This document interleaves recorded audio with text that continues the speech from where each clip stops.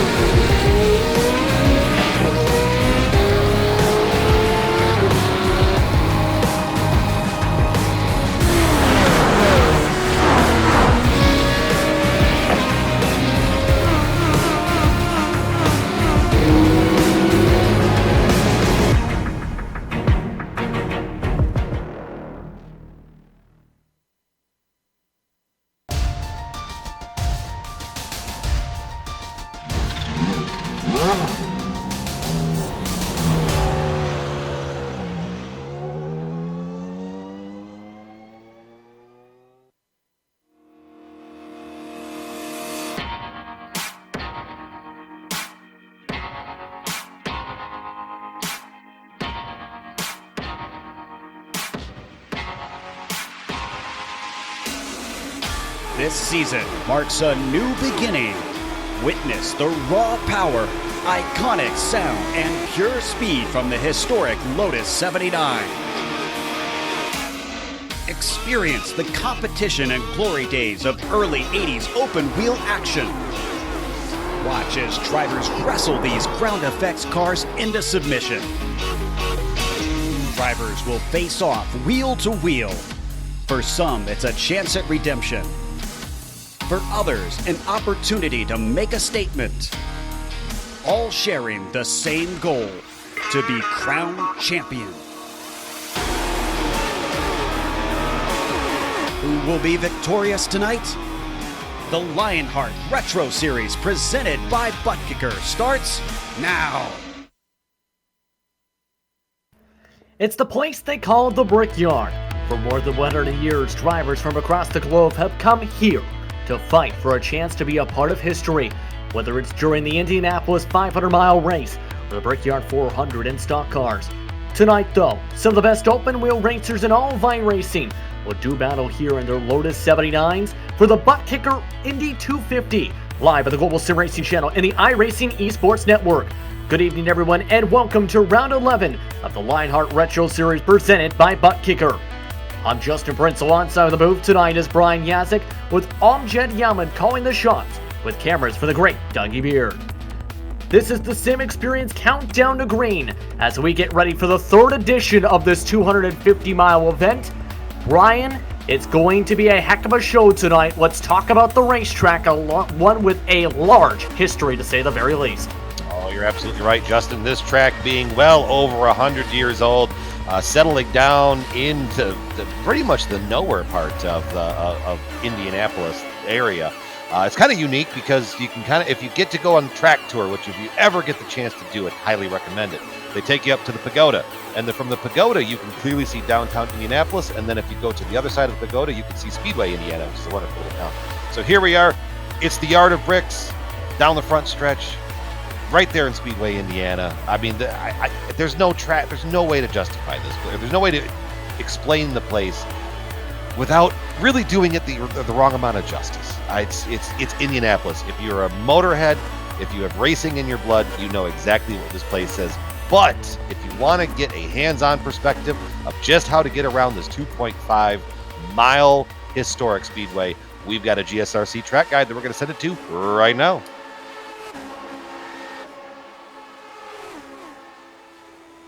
Hello everyone and welcome to the Global Sim Racing channel. I'm Brian Yazik, taking you for a spin around the Indianapolis Motor Speedway in the Lotus 79. Indianapolis Motor Speedway is the perfect ground for this classic car. Makes it a perfect combination between the two. So without further ado, here we go.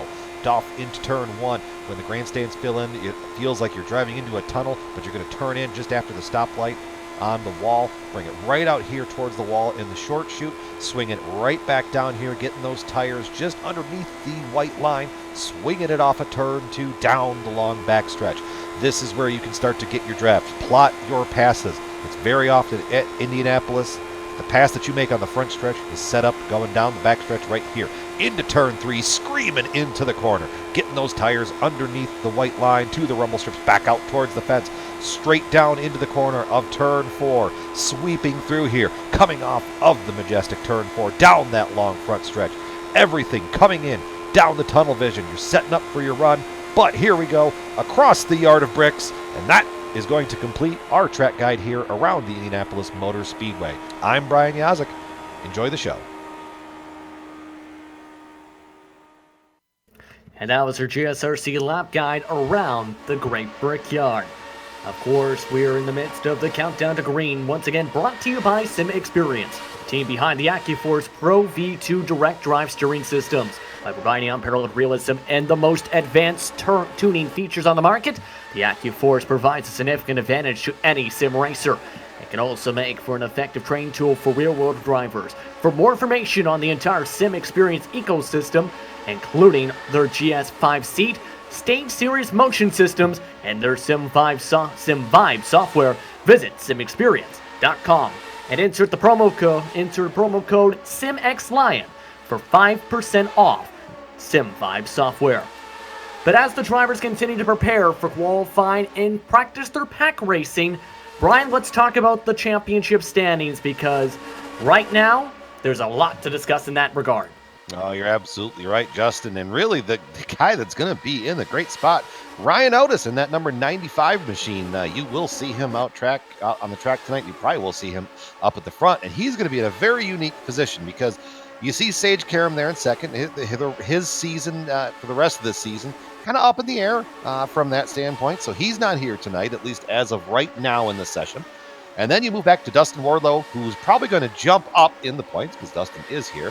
And then it gets a little interesting. George Sandman, also not here. Mark Cohn is out with a little bit of a medical injury, a little bit of leg problems. And when you're trying to hold the pedal to the metal here, kind of makes that a little difficult. So they got Dean Mardi Gras Mall right there in 6th, with Travis Jagerliner 7th, and Jenkins there rounding out the 8th spot. Chris Lanini always just silently sneaking around in there as well, with David Clymer rounding out your top 10. Dalton, Baldwin, Ducana, and Anzaldo, who is also... No, he is here. I forgot. He got back from vacation. Is going to round out there. And then you've got Block and Big Joe Hasser. Now moving on down the way here to the Rookie of the Year standings presented by Butt Kicker. Oh, no, we're going to go to the team standings first. There. All right, we're going to stay right here. Rookie of the Year standings.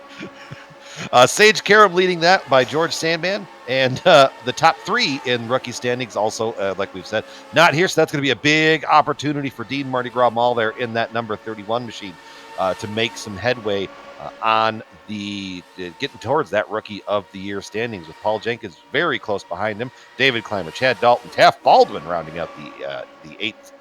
The left side of your column there with Finney Ducana, Eric Block, and Corns, and everybody else on the right side. I could read down that list, but hey, you can see it. Don't have to read that. So now we're going to move to the team standings. And bam, there it is right there. With Raven Motorsports Black, with Ryan Otis, James Paulson, sorry, and Dustin Wardlow leading very commandingly over NLR Sim Racing, with basically 2/3 of them not here. Raven Motorsports Silver, the other half of Raven Motorsports, obviously, sitting there in 3rd, with Firefly Racing 4th, and rounding out your top 5, Riding Shotgun Motorsports. That should be a team name that is familiar to anybody here that watches us on the Global Sim Racing channel from the Major Series. So a lot of noteworthy teams. That was again presented by PlasmaTracks.com for the team standings. But today's weather, we'll see it at 85 degrees Fahrenheit, the air temp. With the track temp currently at 107 degrees Fahrenheit, equality skies. But keep an eye on that wind total. It is currently going to the south at a strong, gusting 14 miles per hour. That is from turn 1 and heading towards 3 and 4, meaning drivers will have a push from behind down the back, but drive straight into the headwind down the front stretch, Brian. And you absolutely feel that from the cockpit, Justin. Having run this race last year and run this series and run these cars, I mean, every little bit of aero is going to add up, and especially with the Lotus, not making the horsepower of the modern machines, obviously. I mean, if you watch the IndyCar series that Lionheart puts on last night at Charlotte Motor Speedway, those cars were going in the draft 230 going into turn 3, and things happen very fast at that speed, mind you. But with these cars in the draft, they're topping out somewhere around 195. So what happens there is you get these big rolling blocks of cars that can't necessarily get away from each other, but with that headwind, and as the fuel burns off and as the tires burn off, allegedly in this car the tires burn off, what you're going to see is those packs might go from one really big pack of 25 cars to maybe a pack of 7 or 8 cars, and guys that know how to being able to manage their stuff and hold on to that back half of the draft, that's going to really be pay dividends as this race progresses through the later stages of it. Indeed, there's a lot to discuss on top of that as the race progresses for sure. But of course, let's talk quickly about the series details presented by Minus 273. Of course, we're in Season 3 of this prestigious series. Into the 11th round of the season, there are 2 drops available to drivers in these Lotus 79s. They do have adjusted fixed setups for this series, but keep an eye on the cash-in prices, $7,610 total for the series, and there's also a lot of prizes on the line for tonight alone. This year's edition of the Butt Kicker MT250 will not just win $50, but also earn a plaque, set of 4 custom coasters from Viva Motorsport, a Butt Kicker Era Gamer Tour Sim Kit, Sim 5 software keys, a pair of Minus 273 gloves, DW number 4's Nation Guard hat, a Dan Weldon diecast car, 4-piece AJ Foyt or Rick Mears pint glasses, the 100th run of the Indy 500 magnet, 100th run of the Indy 500 lanyard, as well as many more. There is a lot of prizes for second and third place as well. There's a lot of companies that, just to say the very least, came aboard to sponsor this prestigious event here in this prestigious series. Yeah, you're absolutely right, and you see it here on the track. You got, prestigious race, prestigious. That's the word I was going to get out there. Sponsorship. I mean, it's all just, you're around Indy and just the allure of Indy, and especially being affiliated with an IndyCar league, and George Anzalda, who is the series founder, being such a big IndyCar historian and a big IndyCar nut from way back in the day. One of his favorite pictures that he will ever show you is him in his younger days meeting Michael Andretti. I got all of my Andrettis confused there for a moment. I was trying to say Marco and Mario, and Michael was the one I was looking for. So here you see Adam Blocker on the track there for qualifying. Adam Blocker should be a very familiar name here for everybody on the broadcast. Having, I think statistically, without, we're not going to count the chickens before they hatch, but statistically, one of the, if not the best season in Lionheart IndyCar Series history. Also, your defending champion from the Retro Series last year. And also, right now, I think that is he's on his money lap right now, if I'm not mistaken. Yes, we're looking at those cars with qualified right now. They have just 2 minutes left on the board to try and record their best time for track position. You see the fastest time, a 48.5 at the moment. As we look now towards the series founder, currently in the back part of the top 20 and rolling towards the bottom of turn 1 and 2. But of course, we talked about this wind that these drivers are expecting today, and that this is going to be a challenge for these drivers. However, it's going to be potentially crucial to have at least some decent track position, don't you think, Brian? Well, you're absolutely right. I mean, the thing is, especially with this car, the tires that don't wear out necessarily, and you don't have the horsepower to pull out and pass like you do, at certain other ovals. Being in that spot where you can kind of control your own fate, it's really, really nice. If you're especially leading that pack and you know that they really can't get a great run on you, or if they're going to stack up 3 wide, then you really are in a very predominant spot as we're watching the 013 there of Mike Belair, who I'm assuming is going to make his is this going to be his money lap as he moves down that front stretch. Now, Justin, I don't know your racing experience here at Indianapolis, but this front stretch at Indy is something else to come down screaming down this front stretch full song.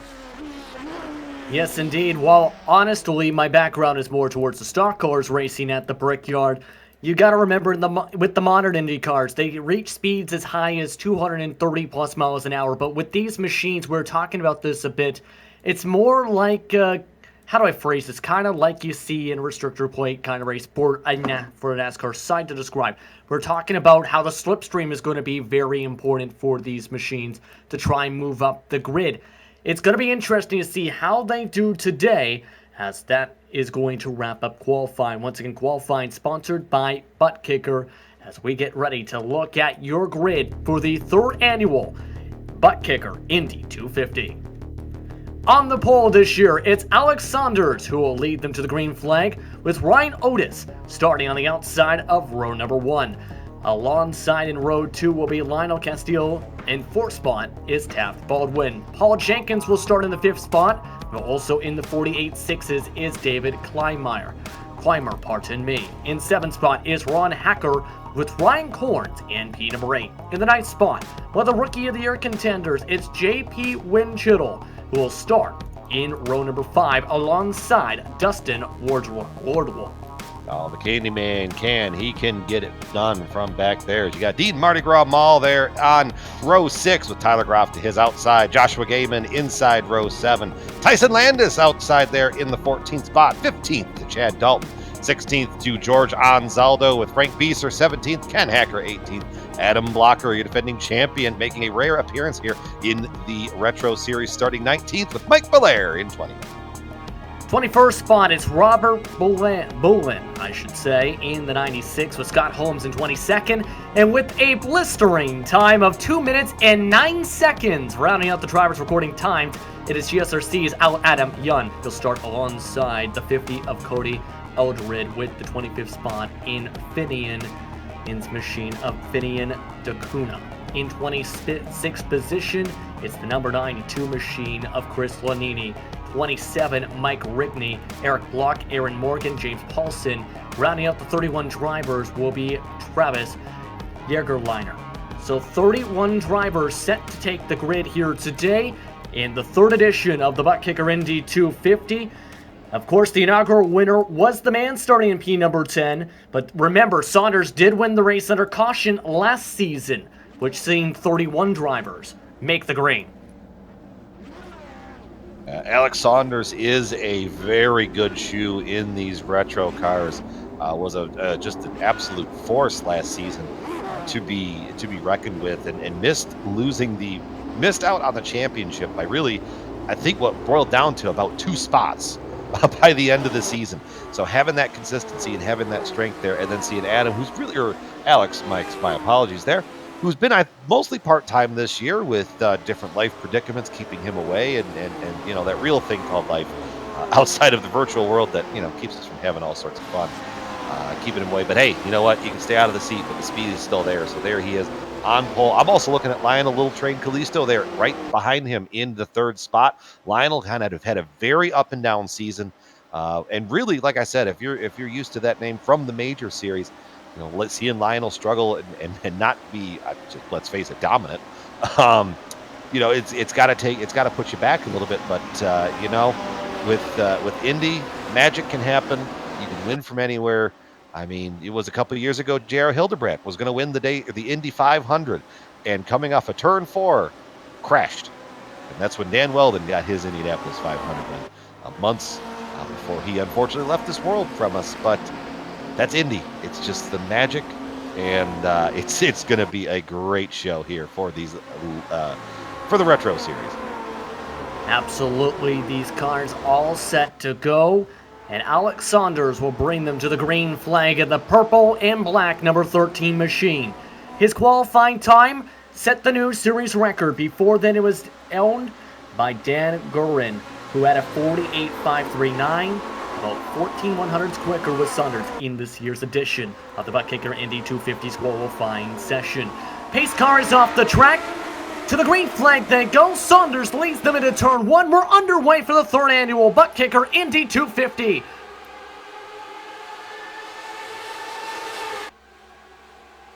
And a clean start this time for the top few drivers.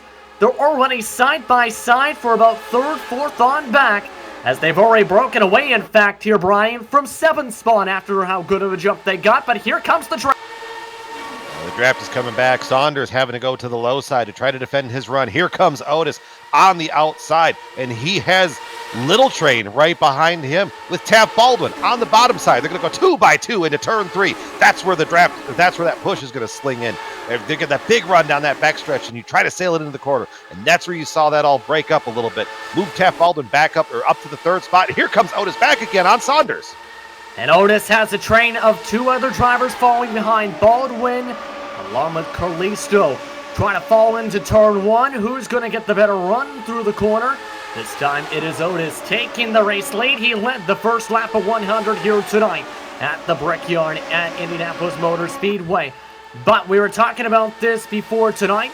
There's the chance this lead goes back and forth a couple times with how the slipstream works. You can already see a couple different lines breaking up through each other up in that lead group. Yeah, and really what you were seeing right there is Baldwin could have pulled out and made that 3 wide. But very, very early here.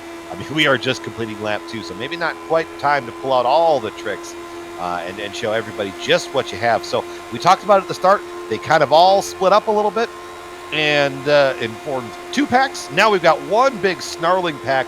I would probably venture about 20 cars deep with Mike Belair rounding out the caboose of that train all the way back there in that 20th spot. You're looking again with Otis on top of the Sim Experience onboard camera as he continues to lead the bottom group now. You can see Baldwin along with Callisto still working together on that bottom side of the racetrack, but they're currently working 2 by 2 at this point. The gap from 1st to 15th only, Brian, about 1.3 seconds. That's how on top of each other they are early going.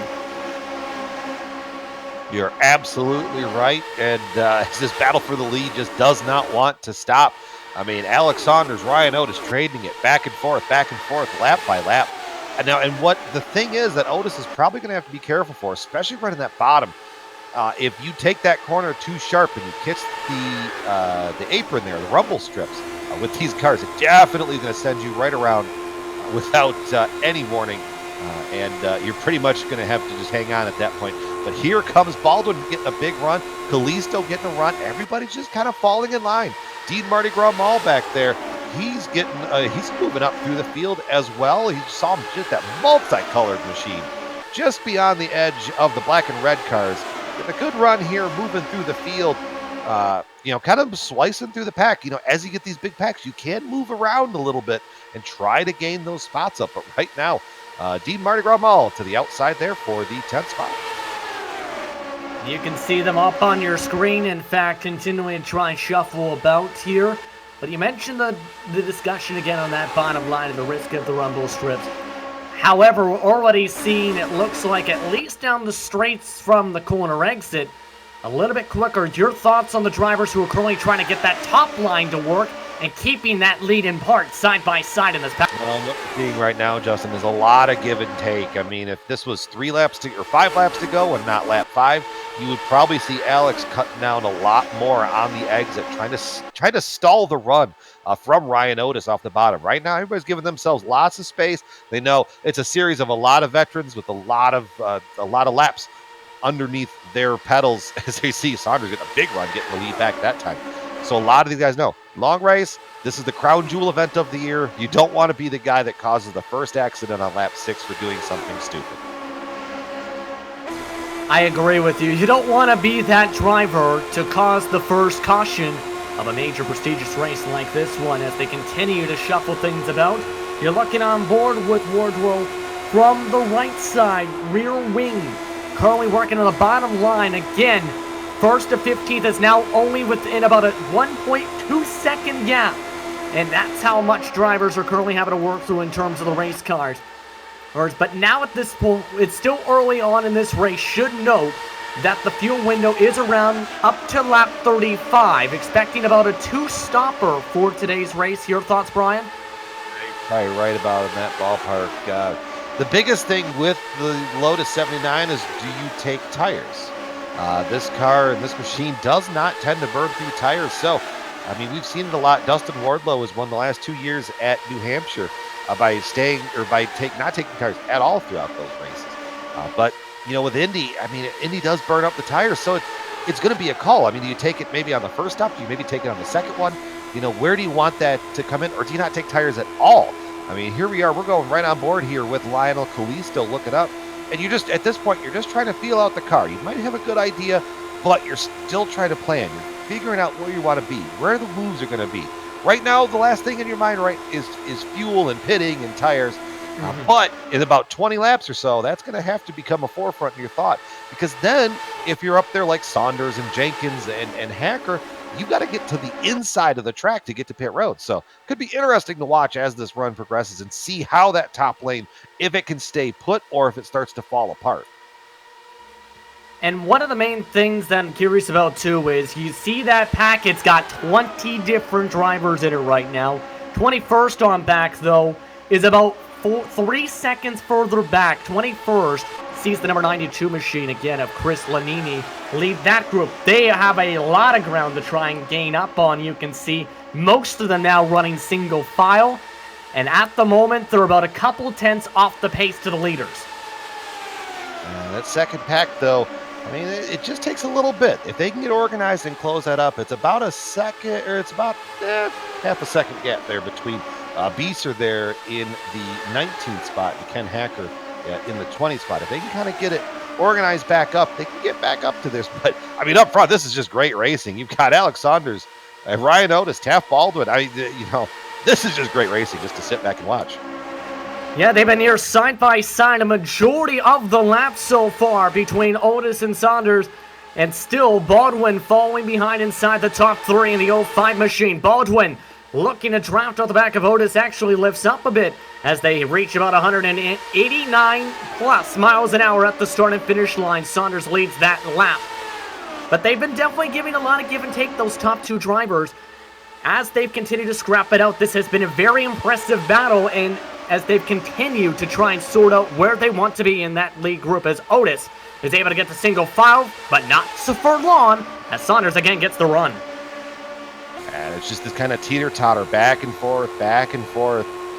Right now, it's still early to kind of decide what these guys are trying to do, but I mean, just kind of seeing this back and forth. Because I think the other thing too is Saunders, he knows if he gets down to the bottom there, that somebody behind him is going to jump up there and take his spot. So Saunders staying up top and staying committed to that high line is we're going to ride right over his shoulder, looking right up. Oh, okay, we're going to go back down the main stretch there. But he knows if he stays right there, it's a little bit offensive and a little bit defensive because just like what I was saying, if he's up there, no one can get around him. The third lane doesn't really work at Indy, even in these cars. But let's say you're those drivers that are watching this and staying in the back right now. Now, what do you think's going through their head as they've been near side by side themselves in this entire pack since, well, essentially lap 3? What do you think is going through their mind? Because eventually they're going to want to start coming up towards the... Well, Justin, have you ever been stuck in rush hour traffic where you can't move? That's kind of where they're at right now. I mean, as this run progresses, they're, if you're looking back around that 10th spot, with Dustin Wardlow, Tyson Landis, JP Winchell, Tyler Groff, you kind of can't go anywhere. You're just kind of stuck riding where you're at. Oh, so, trouble! Couple cars around, caution flag is out of the back of the lead group. Put it out! Looks like Gaiman, the 61, definitely is involved. Oh, and the second group is crashing hard into it. Chad Dalton was involved, James Paulson involved. Multiple different drivers. Let's take a look at the GSRC replay because this had two different stages of run. Oh yeah, there's all sorts of things going on here. Yeah, and you can take a look. This is in the lead group were initiated, I believe. Yeah, George Anzaldo got a part of that. Then as they kind of just rode through the track, oh my goodness. Gabin got a lot of help. But did he check up? It was ahead of him, and it was just a stack up. I was going to say, you can see that check up there from in front, and just nowhere else for him to go, because no one, I don't think, was expecting that. Well, I mean, if you're going into the corner at 195, the last thing you're expecting is the guy in front of you to stop. But the worst thing is, after that, the second group of drivers, I don't think had an idea that was going on, and ricocheted into the cars, including that one bouncing around. You can see them at full speed slamming in. At least 2 to 3 others joined in the second part of it. This is where I'm going to get. This is where people are not going to like what I have to think. But caution's been out for a number of minutes. So if you're going in there full throttle, I got nothing to. Nothing's going to help you at that point. And you can see we're on board with Jose, or alongside as with George as On he board got with George bounced. there. Yeah, with George, you can see how much he got pawned around. But either way, lots of cars with damage. First caution on lap 12. Again, in the first season, had just one caution. Season 2, though, seen 10 yellow flags here. And now it's going to be the question of what do you do if you're the drivers just 13 laps in, Brian? I mean, with these cars, if you pit now with 88 to go, it doesn't really save you anything. I mean, the advantage now, you're heavy on fuel, but then you're light on the other side. Oh, and Saunders came in, but everybody else ditched him in the top 10. Oh. I wonder if Alex Saunders knows the Three Dog Night discography, because right now one is the loneliest number that you ever knew. Unfortunately, he's got a couple takers back there, but so here's the thought process now: is that at the end of the run, are going to be able to be much faster because you're going to be much lighter on fuel. And the benefit too, you mentioned that. I have to agree. That's honestly something I prefer a little bit. 13 drivers stayed out. They're going to be on a different pit strategy now for this race. Yeah, and this is where you're going to kind of see that split happen as it goes on. And there were drivers talking about this potentially before the race started in a month's or viewership, that there is the chance we might see drivers try a 3-stopper. Well, that might open up that equation for if you have to take a 3-stop.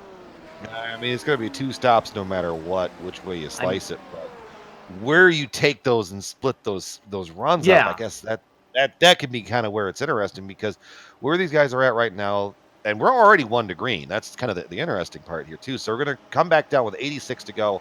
Let's take 33 off of that. 35. Yeah, I mean, it didn't. I don't know. Maybe the plan there for those guys is just be light on fuel at the end, because these cars light on fuel can walk away from cars in a draft. So, and a lot of those fast guys pitting, I think they might know something more than I do up here. And don't forget, the fuel limit is about 11.6 gallons for the 3rd edition of the Butt Kicker Indy 250. But the drivers are getting all set to go. It's going to be Ryan Otis that'll bring them back to the green flag. Pace car is off the track as they roll their way towards the restart zone.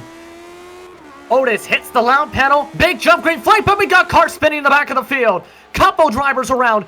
We are still green on the track, but someone spun their tires. Saunders is involved in it.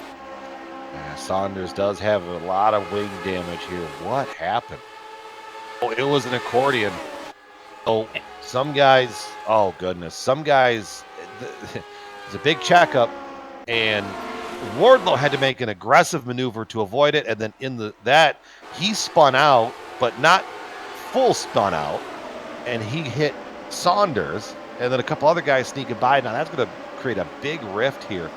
But it was just a chain effect, basically, as everybody was getting ready to go, and then it seemed like there's a big checkup there in the middle of the pack. Yeah, and you can see on board, not expecting that in. Boot, nowhere for Saunders to go. And that, again, we stay green as that all goes on. So that's going to potentially hurt hurt those cars, because not only will they have lost time to this lead pack, a lot of them are going to have to deal with potential wing damage for a lot of this run now. Yeah, I'm watching the speed on the restart, and everybody's rolling back there about 97, 95 miles an hour, and then everybody comes down to a stop basically at 80, and that's where the ripple started. So it's just unfortunate for those guys in the back, making their night just that much longer. As that's been all going on, we've been, of course, seeing this battle for the lead. Ryan Otis is in the lead, but Paul Jenkins has just led this time by the 35 machine in that side-by-side battle. Baldwin, along with Kalisto, along with Dean Mull in this group. So this almost moves things up as you look along the iRacing flag onboard camera to talk about a few other drivers. Paul Jenkins now trying to fight for some laps led here. He's up there right where Saunders was at the first part of that run, so you can get up there, especially coming off of the corner and get that big run. But the problem is, like we kind of said at the start of the broadcast, these cars just run out of steam at the end of the straight. So you get this big run, you can kind of almost get clear, and then you have to fall back in line and do it all over again. That time by Jenkins actually led the lap for a second time in a row as they continue to fight in this group here. With that incident, that basically made just an 11-car group here. Remember, all these drivers in this pack, though, are on a few different fuel strategy. Let's talk about the max fuel limit is about 35 laps for today. And now it's going to be curious to see how these drivers can try and play this all out as you see them continue to work around. Mike Belair is amongst the drivers that are having the biggest runs in this group. We've seen some of the fastest lap times pop up multiple times from him so far. Yeah, Frank, right now Frank Beeser is actually the fastest last time by and has the fastest lap of the race. As we're looking at this, I love this camera shot looking down the front. It just reminds me of the old cameras from like the mid-90s Indy 500 broadcasts. I just love it so much, but you kind of get that good view there. So as you see, he's back there, Mike Belair in the 9th spot, kind of in the back half of this front pack, just riding it out and just kind of seeing where it's going. He's got Tyler Graff out there to his outside. He's got Ron Hacker, in front of him. He's just riding right now. And as you said, it's like rush hour traffic, being calm and patient, waiting for the opportunity to strike. Every car is side by side in this 11-car group with that checkup on the bottom side. But it continues to be Otis and Jenkins that lead the group. But that leads to the question, of course, with these machines, they're the lead cars in the group. What's that going to do with their fuel consumption, in your opinion? I mean, with where they're at up there in the front, that's definitely going to hurt. But, I mean, it's probably going to be on the shorter end. So we were looking at it, and the information that we were given was about 33 to 35. So if you're Ryan Otis, I mean, the caution probably helped there just a little bit. But it would not surprise me to see Otis and Baldwin and Jenkins and some of those guys that were up at the front, for them to pit first, and then maybe a lap later, guys like Belair, Hacker, Winchittle, Groff, guys that are kind of in the middle of that pack being able to really pedal it. They would probably pit about a lap later if that's the way that they choose to be. But, gosh, just beyond the lead pack there, you got Lionel Kalisto trying to make that top lane work all to himself. In the sim pit machine, the 46 of David Clymer nearly ran over the back end of one car. They're 3 wide now for 7th spot. Hacker defends on the top side, Belair on the bottom side, able to get back to 2 wide, I should say. But they nearly win a lot of aggressive there after a near stack up, it looked like, for about 5th on back. Yeah, someone decided to try to get a little bit more aggressive there as it goes through the middle, and they're going to try again. Look at Tyler down to the inside of Groff, or Tyler up to the inside of Belair, and whoever that was up on the top. I think it was Corns. That is Winchittle. Oh, that is now being forced up the track and losing a spot that time. Graff, that move actually works, going through into turn 3, and moves them now up into P8 on the board, into now the 4th place on the top. I think it was Doyle Brunson, the legendary poker player. Luck favors the backbone, not the wishbone. And if you're a guy like Tyler, who's really, I mean, let's face it, he's not in any points contention. He's just showing up because it's Indy. You know what? Go out there and send it, boy, and try and get yourself a trophy. Go out there, find the luck that you need. And he's making it right now, hanging out, just working his way very slowly up through the pack. Continuing to zip around, coming to 78 laps to go this time by. And still fighting with this 11-car pack. Again, the second pack is about now 3-4 seconds back after that incident on the restart. But everyone else keeping calm and staying in the lines. The thing is, though, while Otis has been leading down the backstretch, it seems Jenkins has been able to poke himself in front each and every time again to lead the lap at the starting finish line. The lap-led leader for this event, by the way, Jason Gelvin with 55. And and that could be working on something for the end of this race. If you can get that big run down the front stretch. I mean, that start finish line, it's not dead center of the front stretch. It is down, probably I'd say the 60-70% mark of the front stretch. So I mean, you get that big run, and I'm sure, like we said, there's still a lot more aggression to be had as this race progresses. But I mean, knowing that you can get that run, that's something you kind of tuck away in the memory bank for later. I was about to mention a lap car was in front in Chad Dalton, but he did just duck down to the pit lane. You see that severe damage again was amongst the drivers in the first yellow flag about 12 laps ago. And you can see how much damage was picked up from that incident and was able to get out of the way just in time before this pack reached the rear end. That's going to lead to an air quick question, though, because as this race progresses, you'd have to think they're going to potentially reach lap traffic. Once they get to the next group, it's still a half a track ahead, yes. How do you think it's going to be handled by these drivers? Because I'm curious to see how the pack handles that.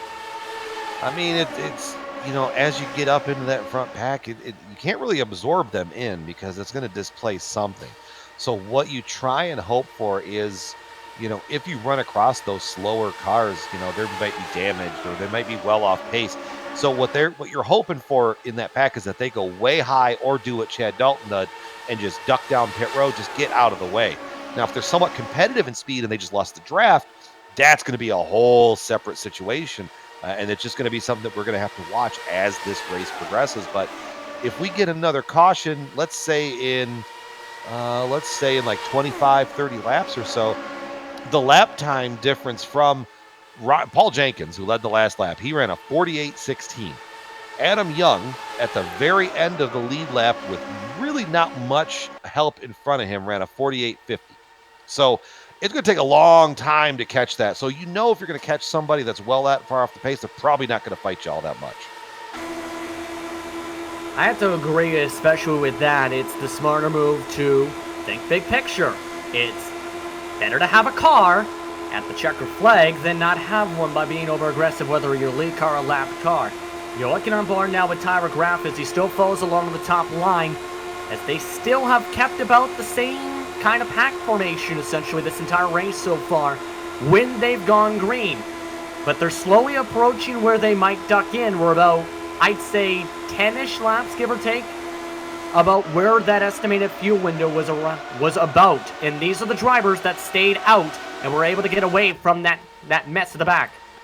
Yeah, you're absolutely right. The first car that pitted on that first caution is the 73 of Adam Blocker, and he's about 5 seconds off of this main pack. So what we'll be curious to see is the lap times that he runs on his own, low fuel, and clean air, and then kind of compare that to what these cars that are all going to pit. I mean, the problem, too, is if you have 11 cars that are all going to be ducking for pit road right about the same time, that Indy pit road gets very, very congested very fast. So not only going to have to watch in front of you, but you're going to have to watch the mirrors behind you as you come in and try to do what you can to not get run over from behind.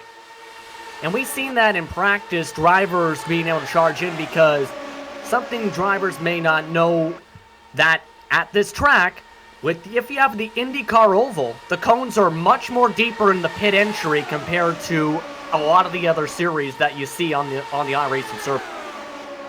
Yeah, that cone being set in there just a little bit allows you to get that little bit of extra oomph coming down that front stretch and try to get everything you can. I mean, if you could make up maybe a quarter or a couple tenths on pit entry and exit.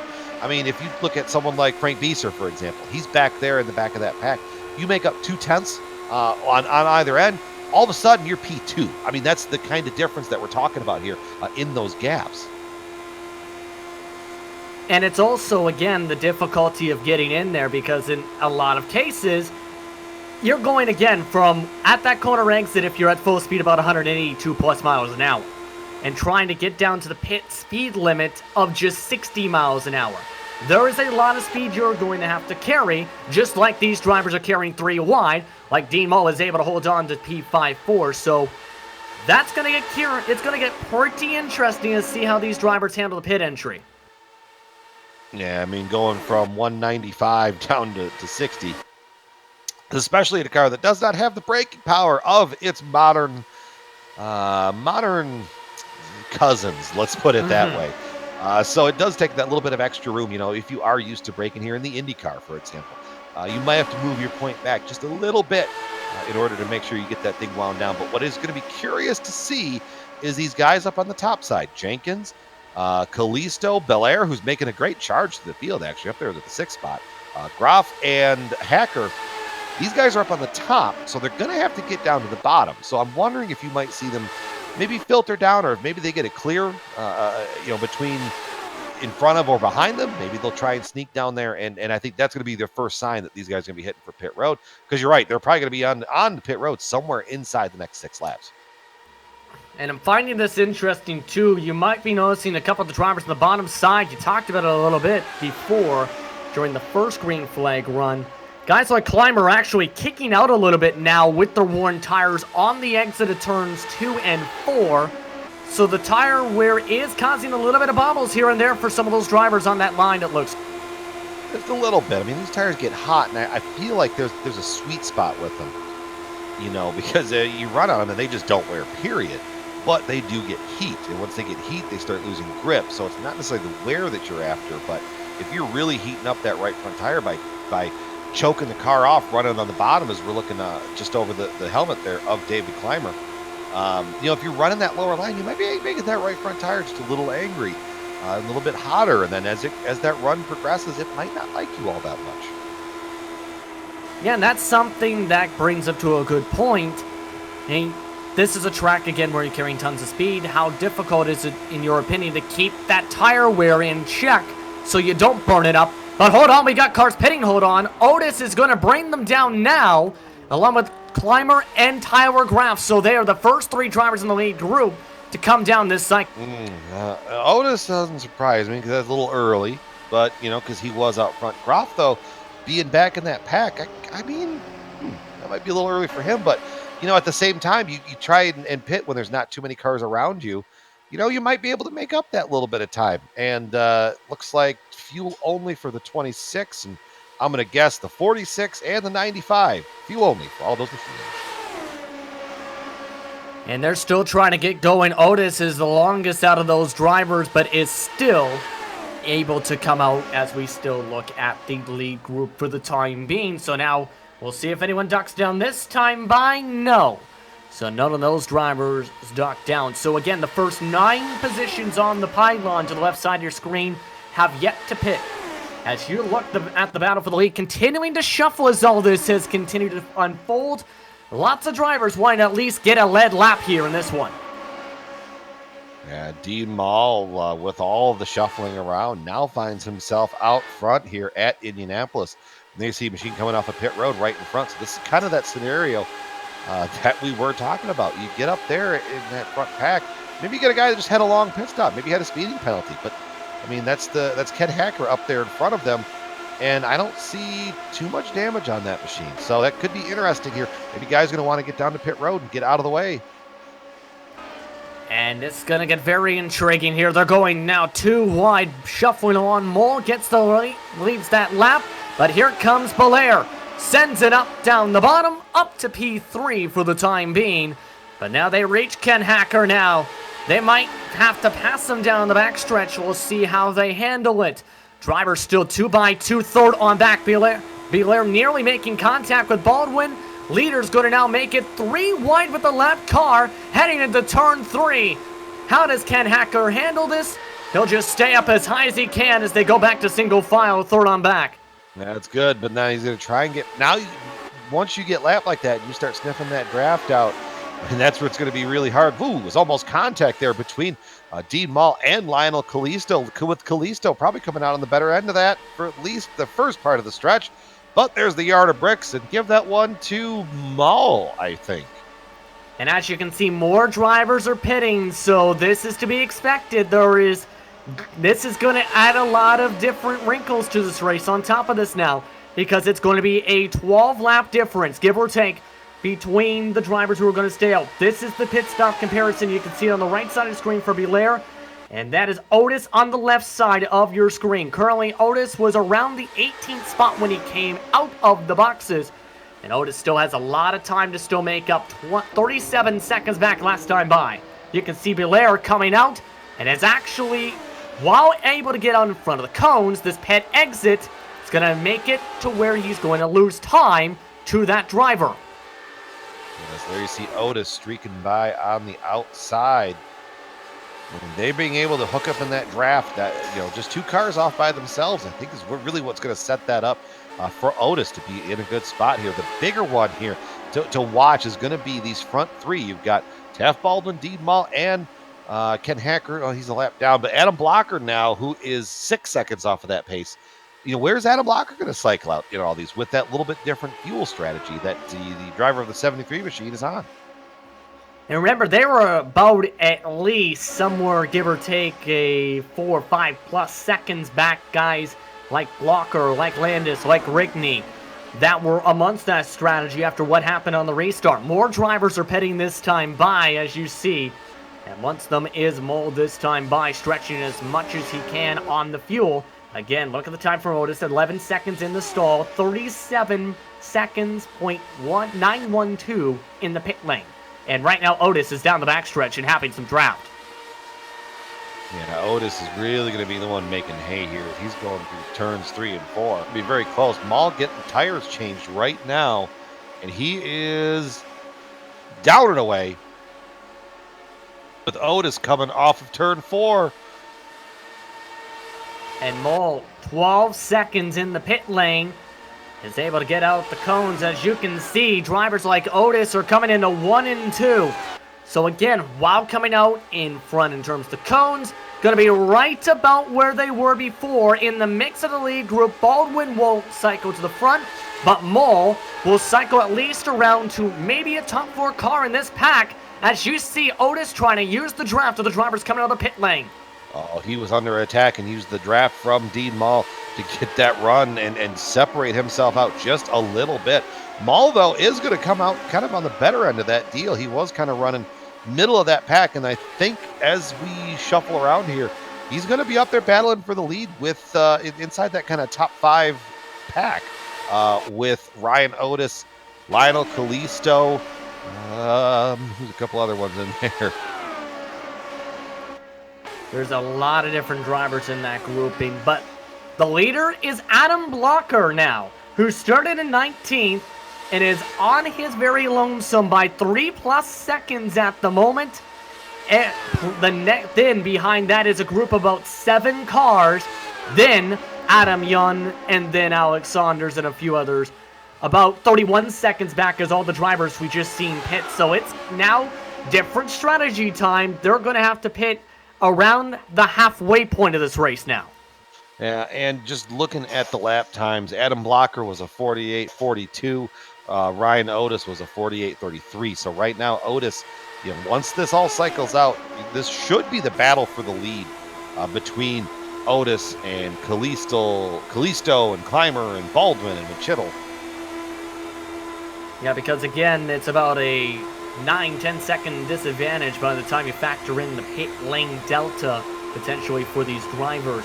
As you look on board from the lower part of the front wing, again, this is Takuna you're looking along with, as this is again the current race leaders. Takuna now up to P4. Aaron Morgan's in 5th at the back of this group. Eric Block along with Scott Holmes, along with Chris Lanini, and the drivers that are doing it out, Tyson Landis, trying to battle it out with Mike Rigney. This is again the battle for second spot as they try and reel in Adam Blocker. So it's now this is a chance for these drivers to get a chance to show what they can do on this different strategy. Well, they're picking off Blocker probably about a tenth and a half or so each lap. I mean, 48.36 from Blocker last time to 48.19, 19, a 19, a 21. So, I mean, all those guys up there in that pack are catching Blocker. I mean, Blocker is probably playing the long game here, so we will see, kind of how that's going to shuffle out for him. But, I mean, he's going to be able to be real light on fuel at the end of his race. So he was probably approaching it like a road course, per se, with pitting very early on. You can see the lap comparison right now and how much time Blocker is losing being on his very lonesome in the 73 machine here.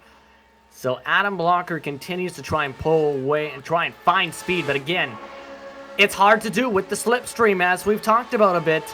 Right now, again, a couple tenths lost the lap, only about a couple miles an hour slower down the straights because of, well, not having drivers around to push forward. And something I've just been reminded of. So Ryan Otis, up there in that number 95 machine. Usually when you run these races, you've got the comfort of your own home and you've got your familiar steering wheel and all that stuff. Not tonight. Otis is running from a campground on vacation. Oh, Really? yeah. So if you're out there and you're missing time, I mean, it's possible. You can run anywhere. That's actually an interesting point now, because it was seen with some of the various series, drivers having to race in hotel rooms. First time I've heard of a campground, though. How do you, in your opinion, how difficult can that be? Because I'm thinking, when a campground, I'm thinking bunch of trees around. I don't know what else to think, because I'm thinking trees in a tent. He's either got the greatest campground Wi-Fi around, or he's hot spotting, maybe a cell phone or something like that. But the other thing too that we talk, with people being able to go out and travel and take their rigs with them to an extent, VR has been a huge help, because now, if you have a laptop that's powerful enough to run iRacing on a single screen, you plug your VR helmet into it and you've got your full capacity right back, just like you're having at home. So I think that's really kind of helped that out as well, I feel. I agree, honestly, with that as well, because that can definitely help to see various viewpoints that you might see not even with triple monitors, to see, say, where drivers are in this kind of a pack, to see exactly where you need to be if you need to shuffle around and look to your left without having to press the button, or an exact point to see, do I have potential damage? It's an absolute positive here. When you combine that with, say, well, the AccuForce equipment from Sim Experience, that can definitely be a positive. Yeah, it's something I kind of forgot about, and then I tucked it back in my memory from somewhere, and we're just kind of waiting to come back around. So just keep an eye on that as this race progresses. Adam Blocker still leading out front in that number 73 machine, but he's got to look out his rear view mirror. Or at least look out the side mirrors with the open cockpit there. And that big pack behind him of Landis, Ducana, Rigney, Aaron Morgan, Eric Block, Scott Holmes, and Chris Lanini, they're coming. They are going to catch Adam.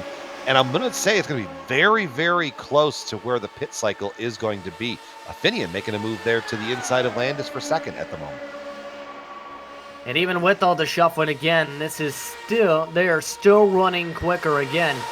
That is actually Takuna working right on by. Landis allows the cycle forward for the 94 machine, as they close the gap now to 2.48 seconds through turn number 4 this time by. 55 laps to go at the stripe for the butt kicker Indy 250, and it's been a very calm race. Currently on pace for what could be one of the quickest, if not the quickest race in the history of the series at Indianapolis specifically so far, here in the third edition of this event. Each year just gets bigger and badder than the next, and here we are, with a lot of different strategies to unfold, and especially as this race progresses. We're not even halfway yet, so we still have a whole nother half of this story to tell here at the Indianapolis Motor Speedway. There's a lot that can happen. Again, remind you, for those that are just tuning in, the drivers you see up on your screen in the lead group had pit during a caution on lap 12. So on a different pit strategy and fuel cycle, 12 lap difference between everyone about P15 on back. So these machines will have to pit around the halfway point of the race. That would potentially put them in line, though, to have less fuel for the final stint compared to these cars. And with these cars, especially as the fuel burns off, they get lighter, they get faster and faster and faster. So it's kind of this kind of the two strategies here. And I know, and at the current split second, I don't know which one's the best.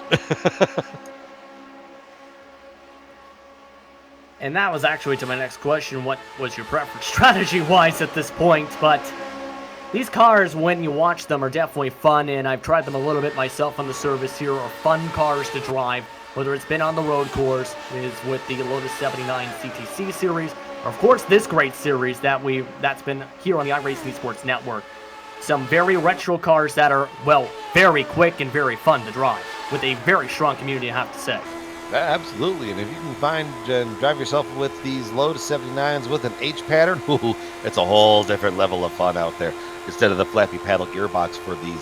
What you're seeing, Finian and Tyson are swap drafting, but with the way that these cars are, they're just topping out. So all they're doing is they're just exchanging spots lap after lap, but they're not necessarily gaining. I mean, they are gaining on blocker, but because that's one car versus a snarling pack. But they're not gapping anybody behind them. So it just that's what you're seeing going on back there. So if you're watching, you go, why are these guys battling side by side? It's what they're trying to do. They're trying to use that draft and get a sling and really try to get out ahead. And that time, it looked like Landis caught a little bit of the rumble strip, which is going to let Finian get a good run from. Oh, there goes Finian! Caution is out! Put it out! That looked like hardware failure, right? I mean, unless that car just snapped. It was dead right. Yeah, take a look on board. I think this is in the short shoot out of turn 2. I think he got loose and just overcorrected. Look at this. You're going to watch the hands drift right there, and then poof. Well, all of a sudden, everything is just flipped upside down because this is going to mean those drivers that are in that group have a chance now to be on even footing with the rest of the field, but a major mistake here from Takuna after having a chance here to be a part of this lead group, and now bye-bye race car. Yeah, that car just, up there on the top. These cars with worn hot tires and low fuel, they are a bit of a handful. We've seen it countless times this season, where that exact same thing happens. Someone goes to go into the corner, and the rear tries to keep going, and as soon as the driver corrects, bam, head first into the fence. And Takuna, a part of NLR Sim Racing, which is now, coming into today, the second highest team in the team standings presented by PlasmaTracks.com. That's not going to help in that regard here, but now the drivers are going to get to pit. The biggest winner, though, might be Adam Blocker, who will come down as the race leader into the stall. Yeah, and it's going to be interesting to see here, as my chair squeaks on that side. It's going to be interesting to see. I mean, I know that the top 10 make that top 11. They're going to have to pit. They're probably running that thing on fumes right now. But what's going to be very interesting is to see what Ryan Otis does. He's about halfway into a run. You stretch this out a little bit and maybe get another 15 or so out of the tank. That still puts you right into the window that you need. Whereas if you pit here, it's a one stop. So it's 2 stops for everybody. It's just when do you make that second one? And it looks like most everybody is going to be going to pit road. Oh, hold on a second. Winchittle has the first of the drivers not to pit, though, to mention that strategy. Kalisto also falls out. Clymer, Mole, a lot of the drivers who were a part of the elite group before are now going to stay out here all of a sudden, so that split strategy is happening like you mentioned. I wonder if guys might be taking tires here, try and help out. I mean, guys that maybe had damage like Alex Saunders, maybe take a time, get the car as fixed as you can. Looks like fuel only for Otis as well. I mean, and here's the thing, the guys that pitted here, you run it out 30 laps, you're pitting with 20-something to go. Whereas the guys are staying out, Winchittle, Kalisto, Clymer, Maul, Taft Baldwin, Mike Belair, Frank Bieser, they got about another 15 or so laps in the tank, which is going to put them right to the very edge of their fuel window. So if those guys are out there right now, they are saving fuel. Whereas, you get the free stop right now, so you're going to be a little heavier on fuel and a little heavier at the end. Oh, it's going to be interesting to watch as this goes on. 11 drivers are trying that strategy as we get ready to race once more here at Indianapolis Motor Speedway. You're watching the Butt Kicker Indy 250 on the iRacing Esports Network and GSRC. We'll be back after these quick messages as they work around the pace cut.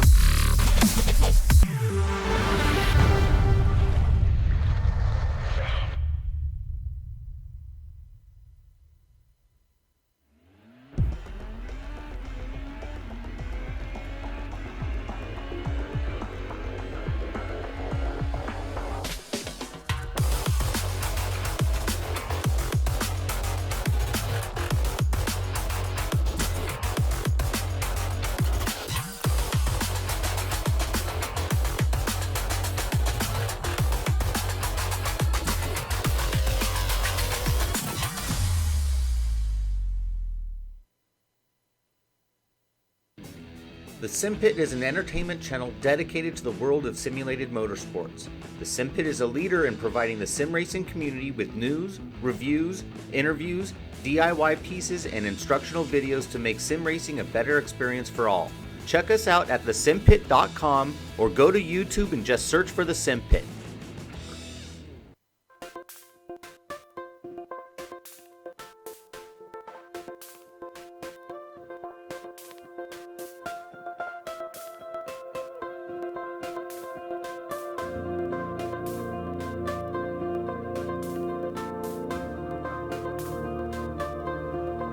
Welcome back, everyone, to the Global Sim Racing channel and the iRacing Esports Network's coverage of the Lionheart Retro Series, presented by Butt Kicker for the Butt Kicker Indy 250. 11 drivers trying a different pit strategy here, looking to stay out and have lighter fuel to the end. Everybody else took the free pit stop. 48 laps to go when we get back racing as the pace car gets ready to head down the pit lane once more. It's going to be JP Winchudel in control of the field. Up and away it goes. Back to racing we go once more here at the Brickyard. And there's another janky restart right there, and I don't know what is causing these restarts that causes half the field to check up. I mean, usually, that's I don't know. Make of that what you will, but little sponsor plug. You know, if you do use that Lion 25 promo code, it does get you a little percentage off there. Indeed it does. Indeed it does. Drivers, though, fighting for the lead and looking for a little bit extra in terms of position on the track. That is going to be Lino Callisto up to the race lead for the time being in that grouping. Driver on the bottom side is David Clymer, side by side now with Winchudel. But you can see how much the slipstream is a factor 3 wide down the front stretch. That lead lap is going to end up going to David Clymer in the 46 machine, as he's now got the race lead on the bottom side, just barely avoiding both the grass and the rumble strips. That's just absolutely aggressive driving on the front end of the pack there. Otis is making some moves back there in the pack as well. He took him 3 wide. As you were talking 3 wide, you had eyes on the front, I had eyes in the middle. You're seeing them all over the place. As the laps are winding down here at Indianapolis, the aggression is going to start to ramp up. And remember all those guys that were given room earlier? Well, they're going to start taking that back as this race starts to wind down here. It's going to get very curious to see how this is going to play out. Now, we had just 2 yellows so far tonight, on course for the least amount in the history of this event so far. Just 5 for 15 caution laps prior to this evening. The fastest driver on the racetrack last time by, you see it on the upper corner of your screen, was Ron Hacker, who is in key 10 at the back end of this group. And that was the fastest by far tonight. Again, a 47.539. And that evens up the track record, in fact. I mean, Ron's back there. He's got a big hole of air in front of him. He's just got that thing floored and hanging on to it. Probably if he somehow worked a small cigar under that helmet. If I know Ron, that's exactly what he's got going on. That leads to a quick question. How would you drive with a cigar in your helmet? Especially, say, if you're this 3-ride group where you're trying to fight for the lead once more. It's going to be hard to, wouldn't you think, to do so? I mean, you would think, but hey, you know what? If you're making risky maneuvers, it gives you something to bite onto as you're trying to hang on to it. Winchudel going 3 wide down the front stretch. Maul getting aggressive. They're going to go 3 wide down the middle of the backstretch here at Indy. Dean Maul in the middle of that sandwich with Taft Baldwin lurking behind him. Tyler Groff coming up in the back of that pack as well. They're still going to go 3 wide through turn 3. Callisto tries to hold on towards the top line of the 97 machine. Forced to burp the throttle. Mole still in the middle. Winchudel now rides the bottom side. 3 wide, 2 rows deep now at the front of the field. This time it's going to be Callisto leading this time by. Still 44 laps to go as they continue to fight aggressively up at the lead of this group. But as this is all shuffling, this is allowing a couple more drivers behind them. That group at 3 wide you mentioned in the middle, they're reeling in this group now as they've gone really aggressive as they continue to get close to their window now. Well, Dean Maul went from the middle to the top, and And Lionel said, you know what? No, I'm going to come back and take the bottom back. His little train moving back to the lead there in turn 3, and he's bringing Mike Belair with him. Belair getting a big run from the middle of that pack. These guys are racing side by side by side. It looked like the start of the Indianapolis 500 back there as they're 2 rows, 3 by 3. And there you see Lionel going all the way down the front stretch wall, trying to block the inside run, but they're going to go 3 wide down the middle. And there goes Belair into the lead from turn 1 at Indy, but he's not quite clear yet. Here comes Kalisto on the bottom through the short chute. And Kalisto again looking to ride down, just avoiding the bump in turn 2's corner entry apex. Trying to hug that bottom line and allow the drivers to fight on top on the racetrack. Nearly getting pinched up to the wall that time. It was a move by Mike Belair. Almost put up in the fence from the block from Dean Mall. Drops back down to 2 wide. But again, this group is about to go from what is currently 10 cars to potentially up to as many as 14, because just about a 2-second gap in closing back is a group led by drivers like Adam Young, you see in the backdrop. Adam Young, who's been hanging out there with Adam Blocker. Adam Young starting out 23rd on the field right now. I was going to say the high mover, but Mike Belair, who led the last lap, remember, kids, he started 20th, and he's leading at Indianapolis. We're looking over the left shoulder here of Adam Young, looking up at the rear spoiler of Adam Blocker, and they're looking up to that big pack in front of him going, okay, how are we going to catch these guys? Gonna need to continue to work together, because right now their times are a little bit faster, if not dead even, to a majority of the drivers that are shuffling around in this pack right now. 41 laps to go this time by. Drivers bobbling at side touch. Amongst the other big movers that are in this group, Frank Beeser plus 14. Tyler Graff is up plus 4 from the start. Adam Young, as mentioned, was 11. Aaron Morgan plus 15 in second grouping right now as they continue to shuffle along. But however, Kalisto is still in command of the pack because, and I'm liking the way he's doing this, he's staying on the bottom and letting them fight above him, and I've seen this work a lot of times in various different types of open wheel cars, modern and retro, like we're seeing tonight. Well, really good here at Indy too. If you kind of let the car float up off of the corner, you're not choking it out, and you're still trying to maintain that run. But especially down the front stretch, you're using the wall as kind of its own pick. That way, you know you can't get to them on the inside. So what you're doing is going, okay, you want to pass me, you're going to have to go the long way around. But with these cars, I mean, the runs that they're getting, here comes Beeser trying up to the outside there. He's trying to work that top lane going down the front stretch. It's not quite there working for him into turn 1 because here comes Maul back to the inside as you've got Belair and Kalisto just running it side by side, just like the front part, or the first part of this race where you saw Otis and Saunders running that side by side just like that. But here comes Maul down the backstretch. And again, near 3 wide, these drivers wanting to fight aggressive and fight for as many positions as possible. Again, they're going to have to come down in the next few laps or so. They didn't take the free pit stop under the caution flag at the halfway point of this race. Kalisto, a little bit of a slide down to the bottom side, again using that lines of pick.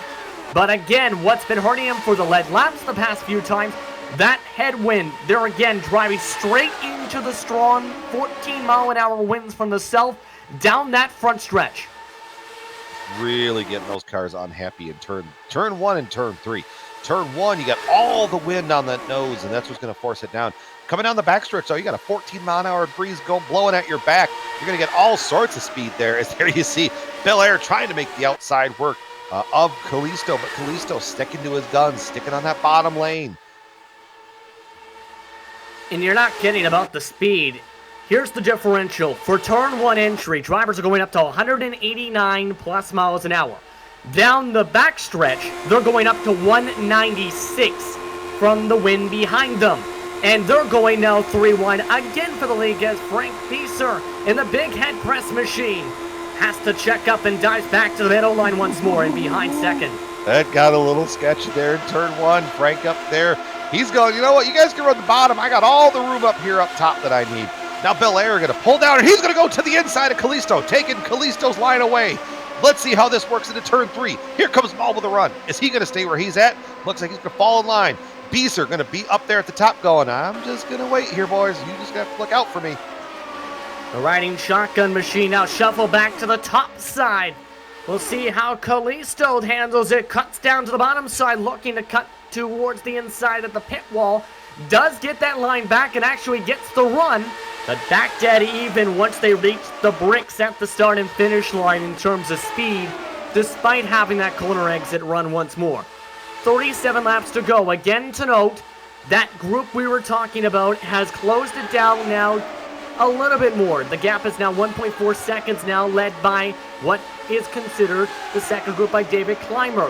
However, everyone else behind is still at least a few seconds back of that. This is again the battle. This is including drivers as much as 15th that are in this pack. That is another couple seconds back. And this is the second group once more, and Blocker that's leading this group, pardon me here, that is just a couple seconds once more behind that lead group that's been shuffled. Woo, 3 wide down the front stretch for the lead. Kalisto left to bottom open. Frank Beeser goes from the top to the bottom, and they're going to go into the corner. Contact in the turn 1. Everybody keeps it pointing the right direction. Frank Beeser's going to try and squeak away, but here comes the pack. It's going to just bring everybody right back at him.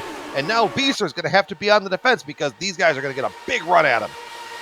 I don't know how Kalisto was able to hold on to that there. He bounced off both the tires of the cars inside and outside. And now Beeser is in the lead, but here comes the run once again, like we see at the start. Nearly hitting the back window is Kalisto.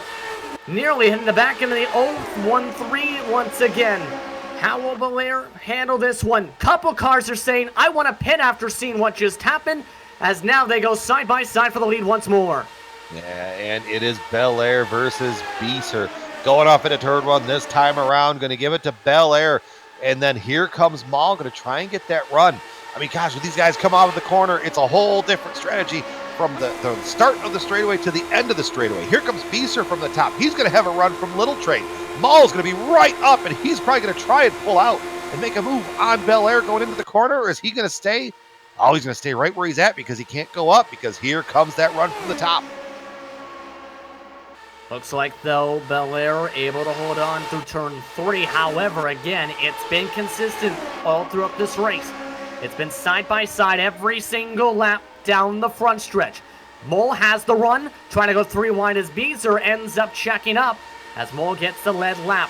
3 wide again heading into turn 1. Mole having to hold on tight again, nearly pushing up into the blue and yellow machine to his top. They're still going 3 by 3 there. 3 wide going through the short chute. Beeser up top, Maul in the middle. And you got Belair down below. And here comes Maul with that run down the middle of the track. Now, where are these riding shotgun guys going to go? They're just kind of riding in pace where they're at. The window for them to make it to the end is open, I would think, this lap or the next. That's it. And then these guys are going to have to pit, and then they're going to have to come out on the other side. Again, 33 laps to go this time by. Let's see how many drivers take advantage. The window, none this time by in this group. Again, we had a few in the last lap around. Beeser leads this time by after the charge up the middle. Tries to defend now with the bottom side. Able to hold on to the run in his blue and yellow machine once more. Again, Frank Beeser starting in the back end of the field in 17th, plus 16 from the start. And is still leading a lot of these laps now in this race. And looking like he wants to be aggressive to hold on to this. However, here comes Dean Moe once more to the top side once more. In the colorful 31, he nearly tapped the wall in the corner entry.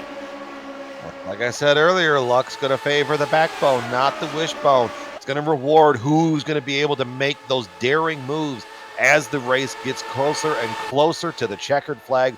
Right now, these guys up front are putting on a hell of a show. You got Beeser, Belair, and Maul all fighting for the lead, and you got Taft Baldwin, Lionel Kalisto. They're just laying and lurking and just seeing what's going on. Ron Hacker back there. We probably haven't said his name since he ran that fast lap. He's just watching and observing and just waiting to see when those runs and those lanes are going to open up. But here's the curious thing. Remember those drivers who pit in was able to top off on fuel for the free stop? This pack is still running 2/10 quicker. In fact, the drivers in this second group are running 1/10 quicker than that group of drivers who ended up taking the free pit stop. So It's getting curious now. The lighter fuel is actually helping them gain a bit of time. The question is, though, Brian, do you think this is going to work coming to 31 to go this time by? I still think if you took that free pit stop, you're going to lose a little bit of time now because you're heavier on fuel. Goodness gracious, Beeser. It got very close going into turn 1. But you're going to be heavy on fuel right now. But then you're going to be able to run longer on a little bit lighter fuel than these guys. Because for these guys to make it to the end, they're going to have to take pretty much near a full tank of fuel. Whereas drivers like Ryan Otis and Tyson Landis, Alex Saunders, some of those guys, they're going to be able to take a little bit less fuel. So it's going to balance out kind of in the end. And I still don't know necessarily who's on the right strategy. And it looks like some drivers opening up their pit strategy now. Mike Belair coming in. David Clymer also coming in from that lead group. And the pit window is now open for the drivers who stayed out. Now with 30 laps to go, coming to 29 this time.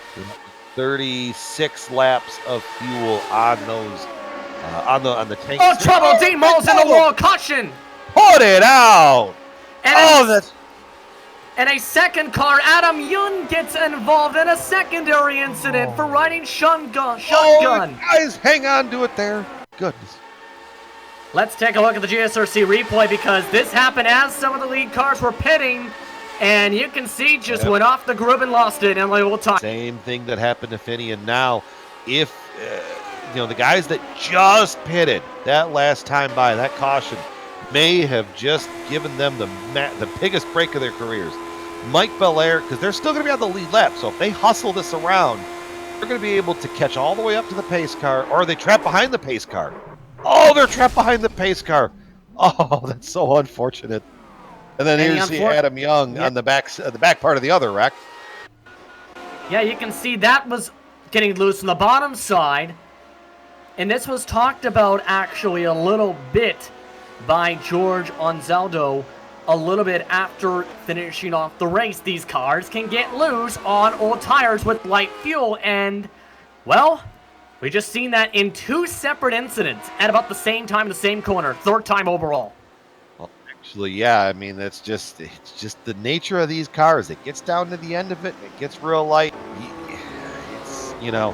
It's like you can go real fast and you might wreck, or you can go a little bit slower but not wreck, and race car drivers are always going to take the fast option.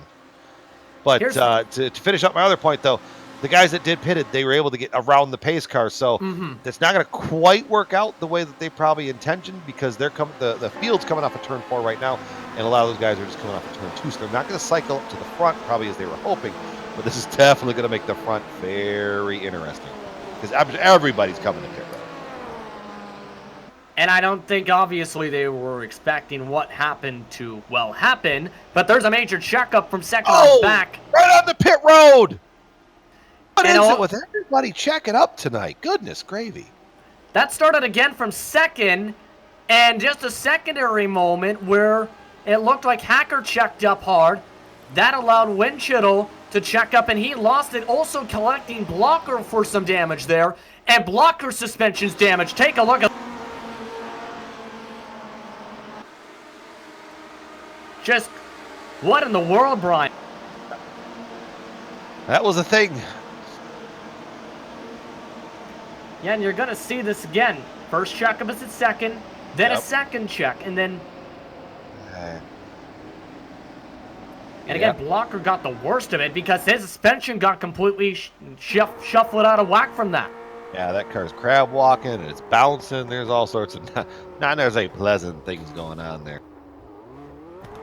And you can see, I think it's actually because the right front tire hit the left rear tire of Winchittle, and that ended up skewing the whole... That will do it. Cars don't drive very fast. You have to drive them at a very cocked up spot there. So this, again, shuffles a lot of things here, and you can see both the drivers, for obvious reasons, having to get repairs. Winchittle having severe right rear wing damage and right front wing damage. But at the moment, it's Paul Jenkins who would be the race leader, depending on what happens here under this pace lap. That'll bring them under green. Holmes in second, Graff in third, then Robert Bluin, I should say, and then Mike Belair rounding out the top 5. David Clymer will cycle to 6. Rickney, Baldwin, Morgan, Saunders in the top 10. So some of the drivers who pit, they got a bit lucky with how things cycled. However, this is going to bring a lot of drivers we haven't mentioned in a long time, like Saunders, since that restart incident, back into the top 10 for the first time since. Yeah, that caution, or that thing right there, has jumbled everything up. Let's see here if he's got the microphone off from that side. I was just kind of go down the thought process there, but yeah. So top 5 right now: Paul Jenkins, Scott Holmes, Tyler Groff, Robert Bluin in 4th, and Mike Belair with that pit stop right as the caution was coming out, cycles up to 5th. David Clymer 6th, Mike Rigney 7th, Taft Baldwin in 8th, with Aaron Morgan 9th, and Alex Saunders there in the 10th spot. Guy to keep and watch on here. This is where things get real interesting. Ryan Otis, Lionel Kalisto at 11th and 12th. They are going to be coming with a full head of steam here. And now, this is going to get interesting. One of the drivers again involved in the last caution flag is Adam Young. He's now standing by with us here. Adam, what happened? Oh, my brake pedal had been jicky pretty much all night long, and Adam had slowed down for the accident.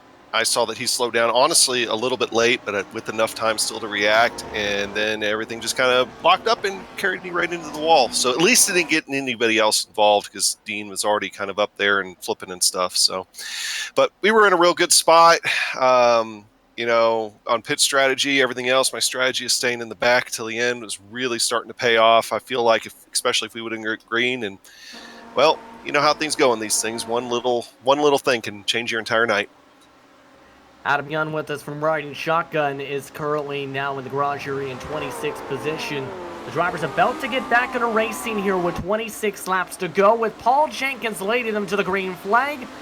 Waiting slowly but surely in the restart zone. Green flag is out, back racing we go with a major checkup at the back of the field. But as we have the chance to talk with you, Adam, it's been an interesting racing so far. What are your thoughts on this? Brian. Big change right there. Race control just came over and announced the penalty on the 013 of Mike Belair. Too many pit stalls on pit road. It was either driving on an entrance or exit. I didn't quite catch which one. So that's going to basically eliminate the 013 of Mike Belair away from that. Is the battle up there in the front. Sorry, what was the question there, Justin? That's a big penalty, but of course it's been a very big and hectic race so far. Adam, what's been your take on it since you've been racing amongst this group tonight? Well, I think right now we're in a good spot. I mean, 25 to go. You're not really going to see the fall off and the car get really loose at the end, since we won't be quite to the end of the run. We'll still be a few laps shy. I really expect some really tight racing up front. I know Taft and Lionel, my teammates, are still up there. You still got a lot of good guys. I saw Adam Blocker kind of got out of it, but Ryan Otis is still in this. Alex Saunders is still in this. It's going to be tight. You keep in mind, I mean, some of the closest finishes in Lionheart history have come right here in this race, in the Retro Series, and I could see it again tonight. At the pace we're going and how much we've been seeing 2 and 3 wide, I wouldn't be surprised as well. Thank you very much for the time, Adam. We'll get you back towards the garage here to look back at your car. Hey, no problem. Thanks, guys, and have a good rest of the show. Yellow Put flag it out! Turn 4! Caution flag! Tyson Landis. And it And looks like the 44 as well. And Landis was around 14th and was having a problem dropping back in the 58 machine, but a green machine of Eric Block hit tire to tire, bounces him around, and bounces a couple cars off the walls and each other. That was a very strange start to the incident. Oh, yeah. I mean, watch, you're going to see this right here. Everybody's going to kind of go into turn 3 and then just go high. And then he's up there in the wash. The other car checks up, and he tries to react, and it's just chaos from there. And we'll take a look again from above. Again, Eric Block making tire contact, but there was again an air bystander in there is, and one of the John Player style paint schemes we've seen there that got ping-ponged around. Didn't see the exact number, but you're going to see it right here. Just nowhere for that second car on the bottom. That's just unfortunate. You just find a spot, you try to find that gap where no one's going to be, and then right at the last second, someone rolls up to where you need to be. That was Jägerliner, actually, that got the second hit there. And now, at least for Travis, the car's still running. However, again, significant damage on the left side of the car and the whole front wing. The bright side is, remember Bel Air just served that drive-through? This might actually help him.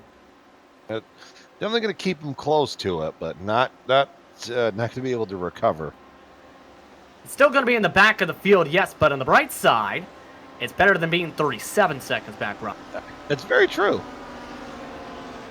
And of course, back under caution now for 23 laps to go this time by. Take a quick break. When we come back, we'll have racing action once again for the Lionheart Retro Series, presented by Butt Kicker, and the Butt Kicker Indy 250. Tyra Graf is in the lead.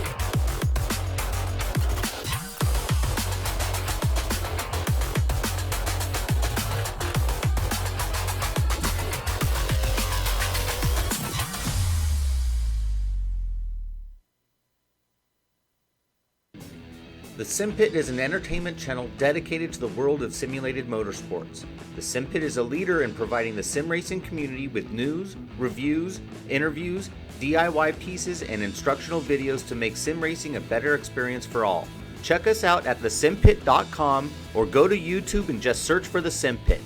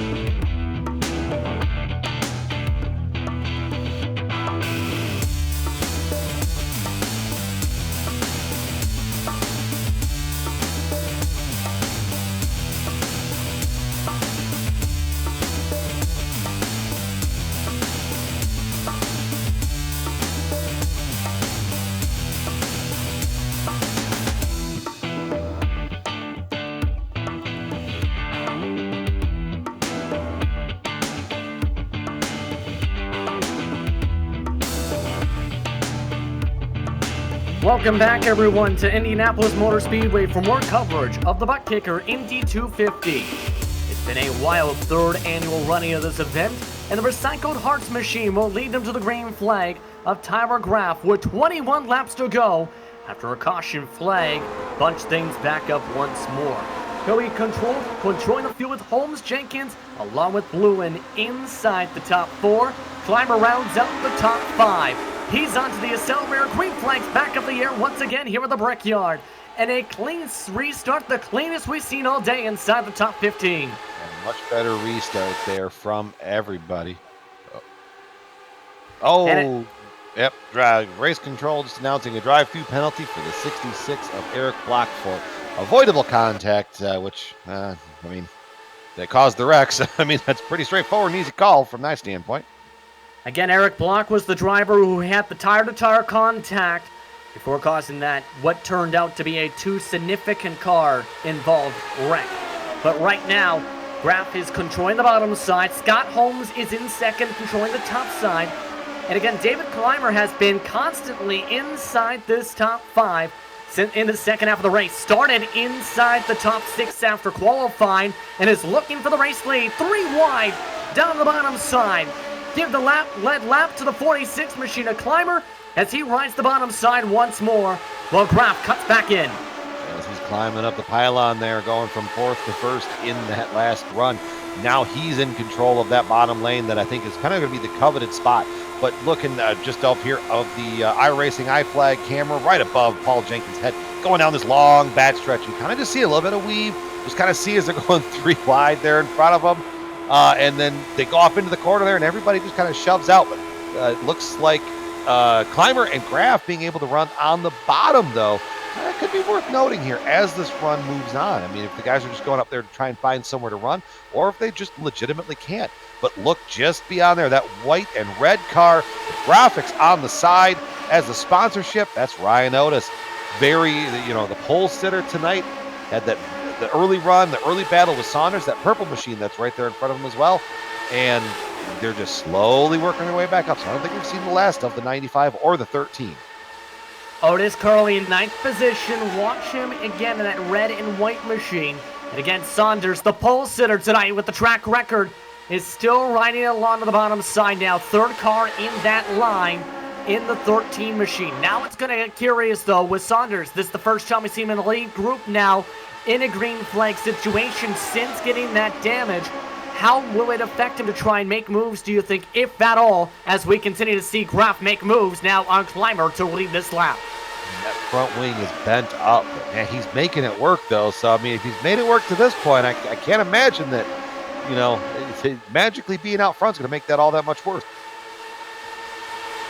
Currently, the lead group includes 10 drivers within 7/10 of a second. They're trying to break away from drivers like Ken Hacker and Frank Bieser, who went 11th and 12th in that second pack in the middle of your screen. Again, drivers shuffling to the bottom of the racetrack. Taft Baldwin wants to try and make the outside work for riding shotgun. And that time rides up the racetrack. Again, bottom line, the preferred line at this point of the run so far through the short chute. But Graf not having a draft will be freight trained on the high side, make it 3 wide as David Clymer again wants to lead the lap and does. Yeah, he definitely made room down the middle. Pardon me, coming through as Clymer gets back up top onto the lead here, coming up this end of the track, the south end of the speedway, if you will. And mind you, that driver again is the simpit.com machine that has been really looking to put some excitement into this race tonight. Has been in the far 20s at some points, in the back of the top 20, I should rather say, with some of the strategy. But now, since really getting on the right cycle with the luck of the cautions, he's now looked very confident in that 46 machine. That time, though, bobbles on the bottom side and nearly headed towards the inside. Yeah, and now that's going to get Tyler Graf away to get a run and get up to there. But with Graf came Baldwin. Baldwin to the outside of the lead in turn 1. Not going to quite be able to make it stick from up there. But down the short chute there between 1 and 2. Through turns 2. Right now, Graf still leading off of the corner. But here comes that run from the top.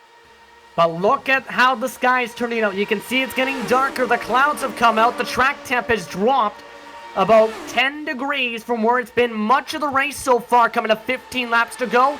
The grip levels are picking up in the late going. Well, and it's always funny how that works out. The grip gets better right as guys get more aggressive and they get a little bit more opportunities to be brave. As here we go, 3 wide down the front stretch yet again. This time Baldwin shooting up the middle. He's got Holmes right behind him. Graf way up top. Let's see how that works for him. But he's going to be able to hold on to P2 at least through turn 1. Down the short chute here. You've got Clymer on bottom there in the 3rd position. Taft Baldwin leading. You've got the 67 there of Scott Holmes. Alex Saunders in that purple machine. Just behind it, they're still going to try and go 3 wide as we're looking on board from Saunders. He's trying to figure out his way through there. He's going to stick to the bottom, trying to move himself up into that conversation for the win. And still trying to follow along. You see how much speed they're carrying. They're going to keep picking up, though, because with the more grip means these cars can also run a bit faster in a straight line heading into the set corners. This time, Baldwin gets the run to lead the lap. 14 to go this time by as they're 3 wide once more. Again, Scott Holmes trying to make the top side work. And the STB blue machine. Blue car bubbles. Problems, put it out! And a big wreck. Callisto involved. Multiple other drivers involved. Caution flag is out. But it looked like the worst that got it again. Drivers like Morgan, Hacker, who are in the back end of the lead group into the short. I mean, I think Saunders got shoved or pushed or something.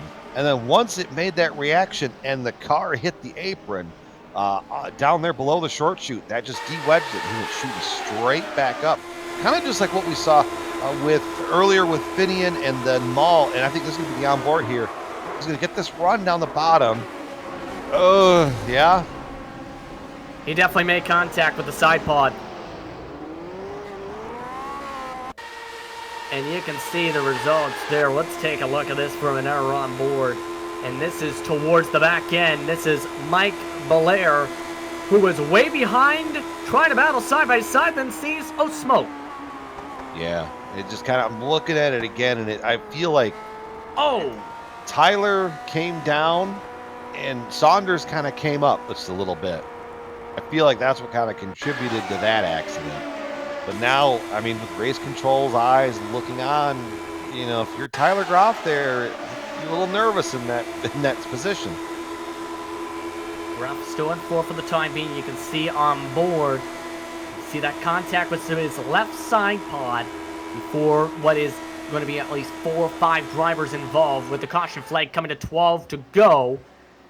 And this would get us around to, if not dead even, with the minimum caution record for the track with about 5 and 15 total laps on the track. But that's going to mean David Clymer's now in control of the field. Scott Holmes second, Baldwin, along with Groff for now in 4th, and Paul Jenkins inside the top 5. Also keep an eye on the driver in 6th position. We haven't talked much about him. Mike Rigney is plus 21 from the drop of the green flag in P6 in the 00 now. Just a great race here at the old Indianapolis Speedway. As you see Rigney there, starting 27th up to 6th right now. Not the hard charger. No, hold on. No, he is. I was looking up. Scott Holmes started 22nd to 2nd. It's 20, but then by 1 spot right now, Mike Rigney is the hard charger. So he's gained the most spots so far. Here's the biggest positive gains and losses on the left side of your screen. You can see drivers as high as 20 positions in a lot of cases, but drivers like Saunders after that losing 15 plus. Callisto involved in that one, losing 15 spots from their starting position. A lot of drivers now falling down that pylon. And overall at the moment, just about 15 drivers still left on the circuit. It's a race of attrition here at the Indianapolis Motor Speedway. Just, we knew that this had the possibility to be that way. You get this pack racing, you get that mentality of it.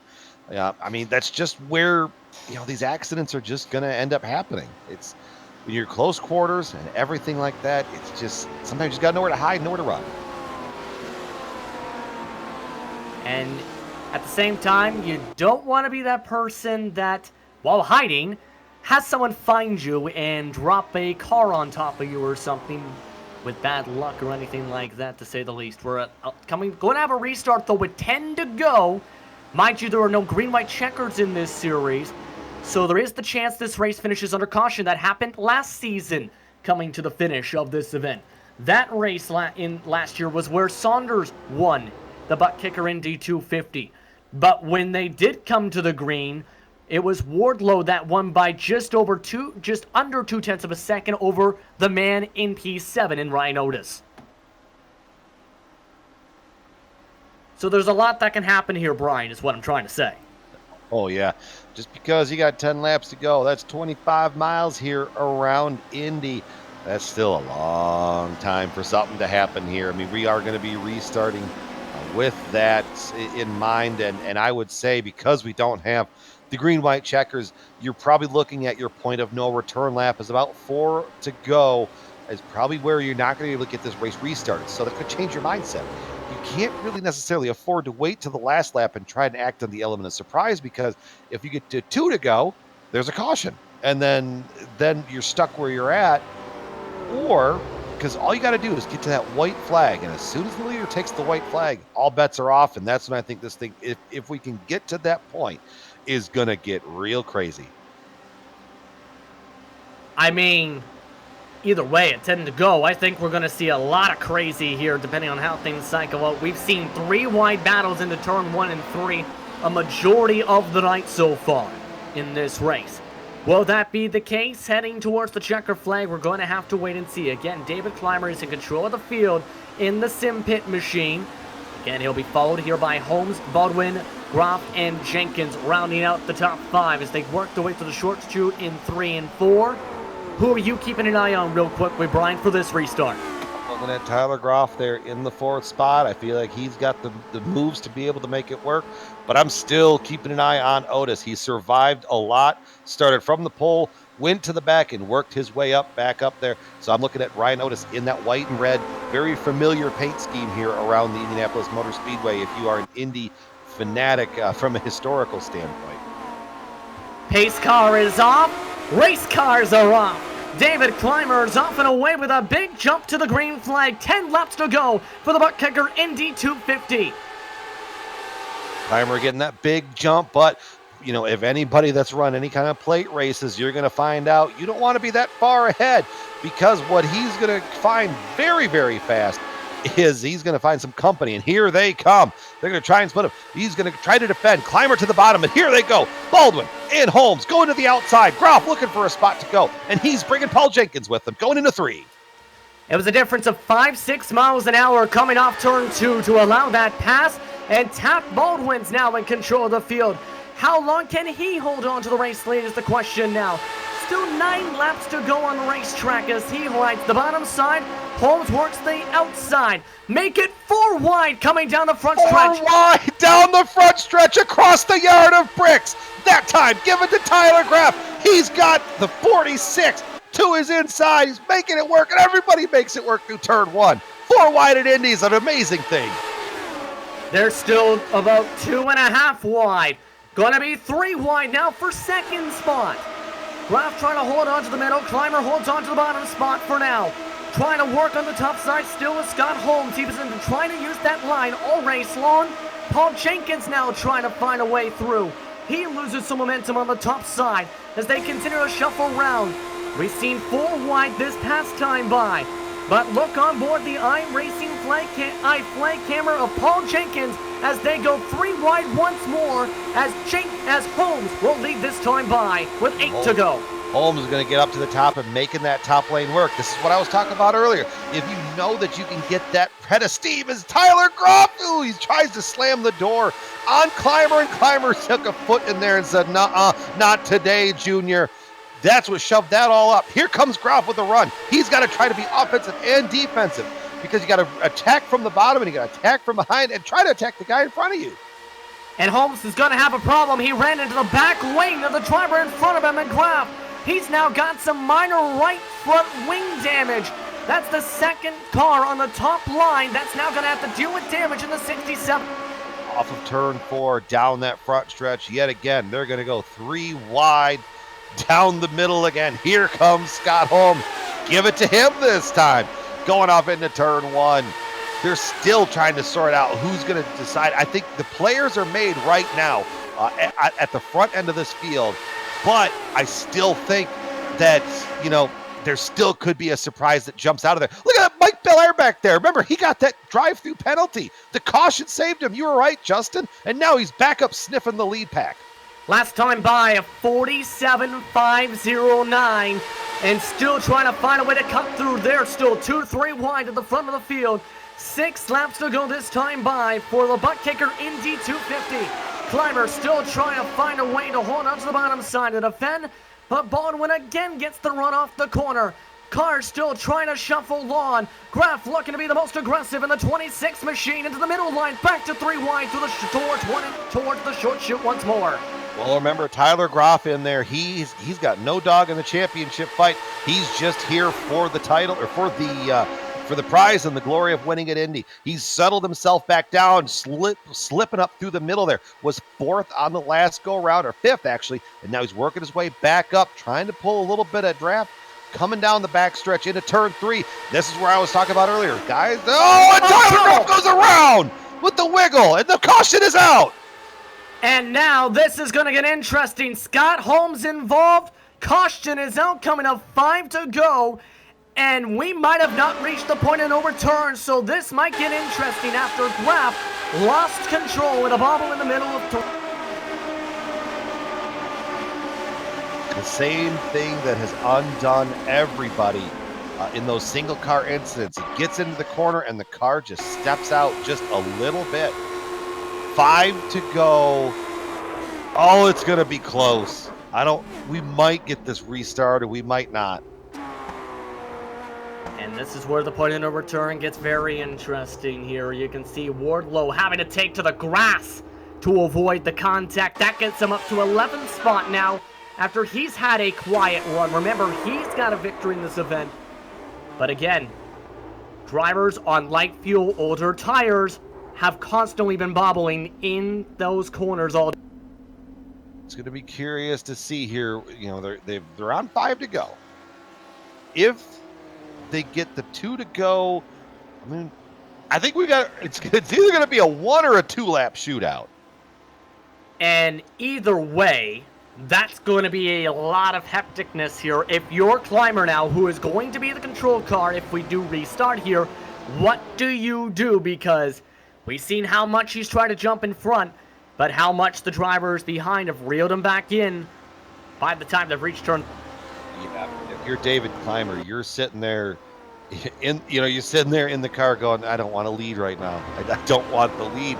You just have this very nauseous feeling in the pit of your stomach because you know you're just a sitting duck up there. There's no amount of restart that you can do that's going to give you the advantage that you need to get away. So you know that they're going to come running. The question is, how aggressively can you defend? Because there are rules in the rule book against blocking and very, very aggressive maneuvering. So it's just pit of the stomach. So if we're 4 laps to go, I think it's gonna be a 1 lap shootout at Indy. Here's the thing though, majority of the time so far tonight we've seen only about, I'd say 2 or 3 pace laps at the most. So this again might be as high as 3.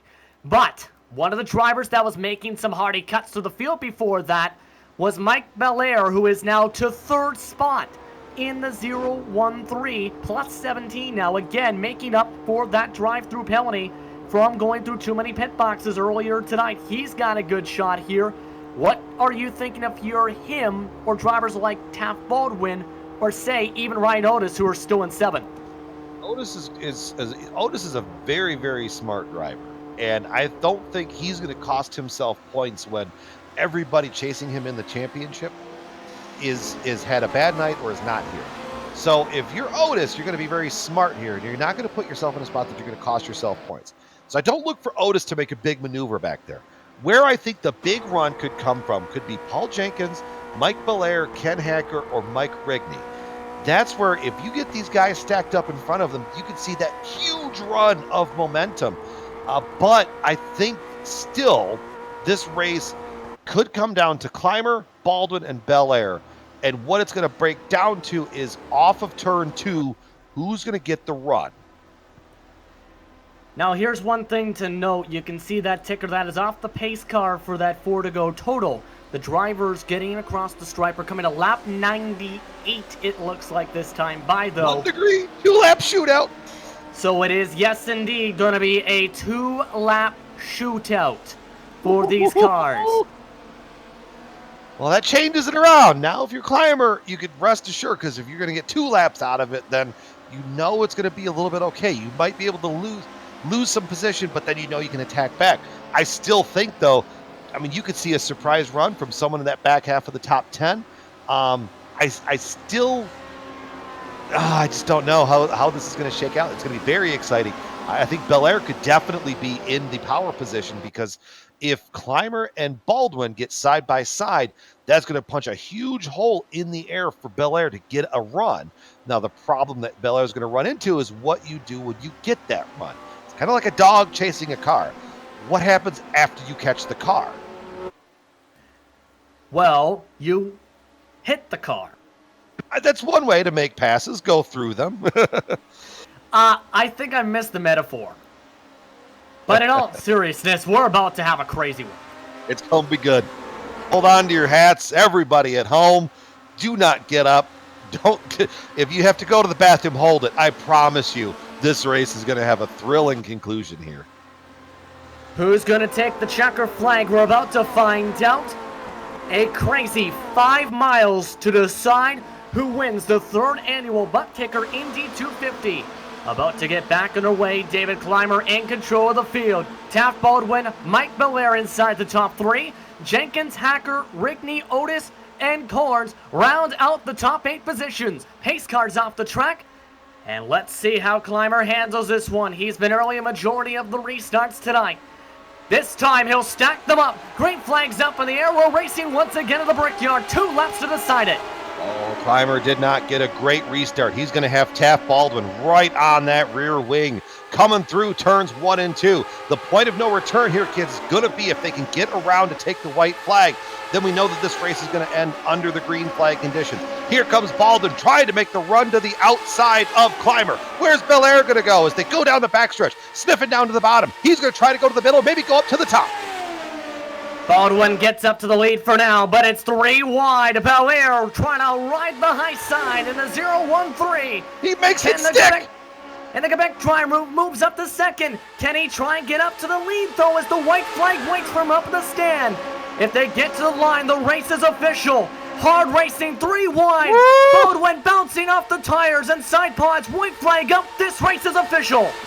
White flag, one more trip around the Indianapolis Motor Speedway. Baldwin has the middle lead going through turns 1 and 2. Belair from the top, not going to give it up like a junkyard dog sinking onto it.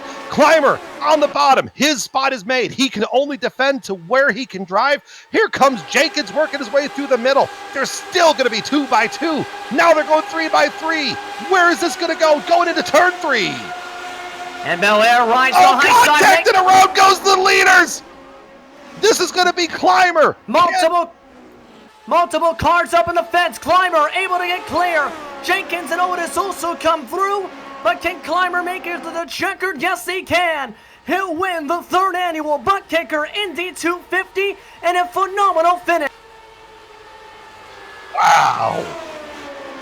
It's just, that's everybody going for it in turn 3 on the final lap. And unfortunately for Belair, And take a look. Yeah, this was crazy. There you see, it's just hard racing. I mean, they're trying to go through the corner, and it's just a little drift up. I thought Belair was going to get away from it. Instead, he got the absolute worst of it. Oh, man. But for David Climber, I believe, is the first league win for him in the Lionheart series. So and to quote my favorite, Paul Page from the ABC Wide World of Sports, there you see the agony of defeat. And when we come around and point the camera at David Climber, you're going to see the thrill of victory as David Climber gets to celebrate on the front stretch of the Indianapolis Motor Speedway, having won here at the crown jewel event of the Retro Series season. And you see the number 46 Sim Pit machine burning it on down. David Climber, the California region driver, able to come away with the race victory by .172. the time of the strike. So he'll get the chance to celebrate here on the iRacing Esports Network and Global Sim Racing channel. Post-race coverage is coming up after these messages. You're watching the Lionheart Retro Series, as well as the butt kicker, Indy 250. David Clymer gets the victory.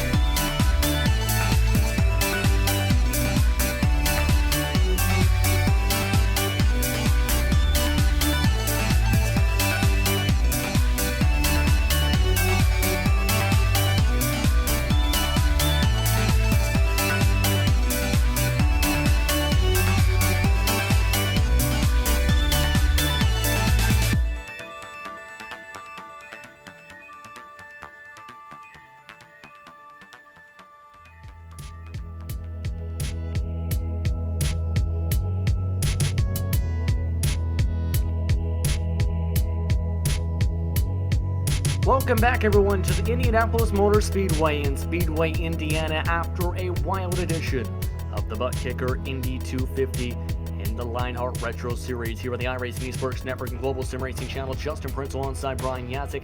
I'm Jed Jallman as the director as we get all set for post-race coverage presented by Plasma Tracks. If you're struggling to find something for the person who has everything, do I have a website for you? Plasma-Tracks.com not only produces original track wall art, motorsports trophies, home decor, and motorsport fabrication is also available. Words cannot do justice, to say the very least, to the uniqueness of their wares. The only way to fully appreciate their artwork is to see it for yourself. But be warned, one visit, and next thing you know, you'll be trying to convince your spouse why you need a Plasma track wall art hanging in your living room. See it all at plasma-tracks.com and use the promo code LRS2019 to get 25% off your offer.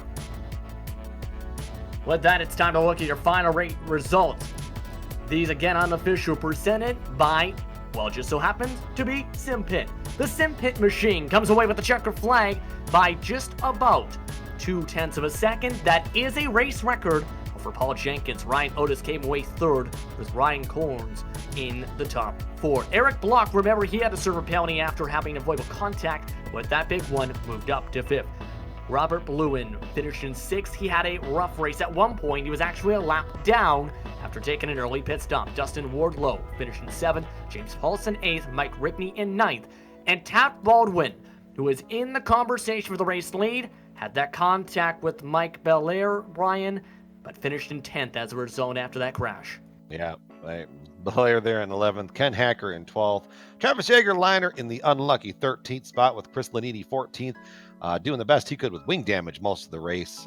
Tyler Graff, unfortunately succumbing to what everybody that had those single car incidents did, running out there at 15th. 16th to Scott Holmes. Just a cutting story for him, too, being up at the front most of the race. Ron Hacker, 17th, with Frank Vieser, 18th. 19th to Alex Saunders, and Lion Little Train Callisto in 20th. Aaron Morgan came away 21st, 14 laps down. Then a lot of drivers, 25 on back. Tyson Landis, JP Winchell, along with Adam Blocker in 24th. Dean Mall was in the conversation at one point, finished 29th. Adam Hyun, we talked to him after his incident, finished 30 laps down as a result, was as high as around the bottom part of the top 10. Falling behind is Finian Dacuna in 27th. Remember, he was a part of the lead group who's trying a different pit strategy after the first caution on lap 12. Chad Dalton finished in 28th, with George Ozaldo, the league owner, coming away 29th, was involved in that first crash, a part of the second grouping. Joshua Gaiman in 30th, and Cody Eldred rounds out the 31 drivers who entered the 2019 edition of the Butt Kicker Indy 250 here today. But a crazy race is going to lead to a lot of celebrating from a man who came away with a victory today and is about to join us here in the broadcast booth. It is David Clymer, who takes the checker flag in the third running of the Butt Kicker Indy 250. David, how does it feel to win tonight's section here in the Lionheart Retro Series? Oh, this is awesome. Pack racing is not my favorite kind of racing, but I'll take a win wherever I can. I'm stoked. Now let's talk about how the race went, because of course you were a part of that lead group coming to the amongst the day. In fact, you were at some points in the top 20, but in the second half of the race you were basically a fixture at the front with the aggression levels. How difficult was it to try and keep that up all the way until that last lap craziness we just seen? I seen a lot of in practice. I seen a lot of people losing it down low, so I practiced on running low the whole race. I knew if I could make it to the end, I can hold my car low and not lose the ass end. So I just paced myself into the end. And luckily the caution came out and got me back in the top 5. And I knew I could stay there. And luckily everything worked out for the win. And that, of course, leads to the question many people are wondering. What was, from your perspective, what did you see as things started to break down? You're 3 wide heading to the turn 1 on the white flag lap. Talk us through your perspective. Oh, that was probably the 5th or 6th time. We were 4 wide a couple times going into 1. I knew if I held the bottom, I knew they were going to pass me on the outside, and I was just going to block on the back straightaway. But I did a little bit of blocking, but once everybody wrecked in turn 3, I knew it was all mine then. And, of course, a prestigious victory as well here to win at Indianapolis, and basically one of the key events on the schedule for the series, and a massive prize pool. $50, a plaque, set of custom coasters, SimVive software, a Dan Weldon diecast, a DW number 4 National Guard hat, racing gloves for minus 273. The list goes on and on for coming away with this checker flag. How does it feel overall to win this prestigious event for the Lionheart Retro Series in 2019? It feels awesome. Like I knew it was going to be a struggle joining this league, but I just keep gaining a little bit every race, and I'm finally starting to get the hang of it. I'm just stoked to be part of this league. It feels good. I'm a good group of guys here. Is there anyone you want to thank for being a part of your victory tonight in this race? I would like to thank the Sim Pit for making racing fun again, because it got a little stale for a while when I didn't really know anybody, but now since joining the Sim Pit and Lionheart, I feel like I got a lot of friends now that I race with. It's a lot more enjoyable. Congratulations on the race victory, David. All right. Thank you. That was David Clymer coming away with the victory tonight in a wild one. Again, that's a word I use a lot, yes, but I think that can be said, obviously, for this one. One driver that is probably stoked is standing by with Brian Yasek. It's Paul Jenkins, who came away second. Brian? Yeah, Paul, you kind of went into turn 3, and then the seas parted, and you found yourself in the second spot. That checkup there, trying to avoid that wreck, that probably cost you there. But you're trying to probably like rocking back and forth in the seat just a little bit to try and get that draft off of Clymer, right? Yeah, I'm kind of glad I picked the low line there. Going into the white green white checkered, I kind of committed to the idea I was going to stay low and just kind of hold my line down there and just protect the bottom side, and it worked out. It's a real shame that it happened the way it happened, but I did. I kind of had to just breathe it off a little bit. Turn 3, the car had been pushing all day long in turn 3. I think everybody's been having the same thing. This is where I think the wind's blowing out of that corner, and so when you're going to that corner, you just kind of breathe it just a little bit, and with the car spinning around the outside, I just breathe it a little bit more. And luckily, I didn't breathe it enough to give Otis a window. But if the track was 100 yards longer, I might have had some problems. Yeah, I mean, trying to make that run and then having to defend it from the back. I mean, it seemed like it was a very pack racing sort of mentality out there. I mean, what was it like in these machines today? Well, I'm with David. I am not a very big fan of pack racing, and so this was I was up on the wheel for an hour and a half, and I tell you what, I'm still shaking. It's a real nail biter, and I got to hand it to every driver in this series. I tell you, you want to talk about just professionalism and dedication and talent. There's no way I would feel comfortable driving this close to a bunch of guys for 100 laps in any other league but this. These guys are just outstanding drivers. It's an honor to be driving with them. And, it was uncomfortable, that's for sure. But at least with this car, the setup was good. It had enough grip. It was a challenge if you were out in clean air. It got real loose towards the end of the run. But in the pack, if you were in the draft, actually it was real neutral. So that was kind of helpful. Well, before we let you on down your way, anybody you want to give a shout out to there, Paul, before we catch you on down the road at Michigan here in a couple weeks? Well, definitely want to tip my hat to George and the staff, the admin. They do a great job every weekend. They get a bum rap, but they work real hard to make things happen here. I also want to give a special shout out to my teammate Brian Beard. He's under the weather, not feeling well, and we're all thinking about you here, brother. And get well.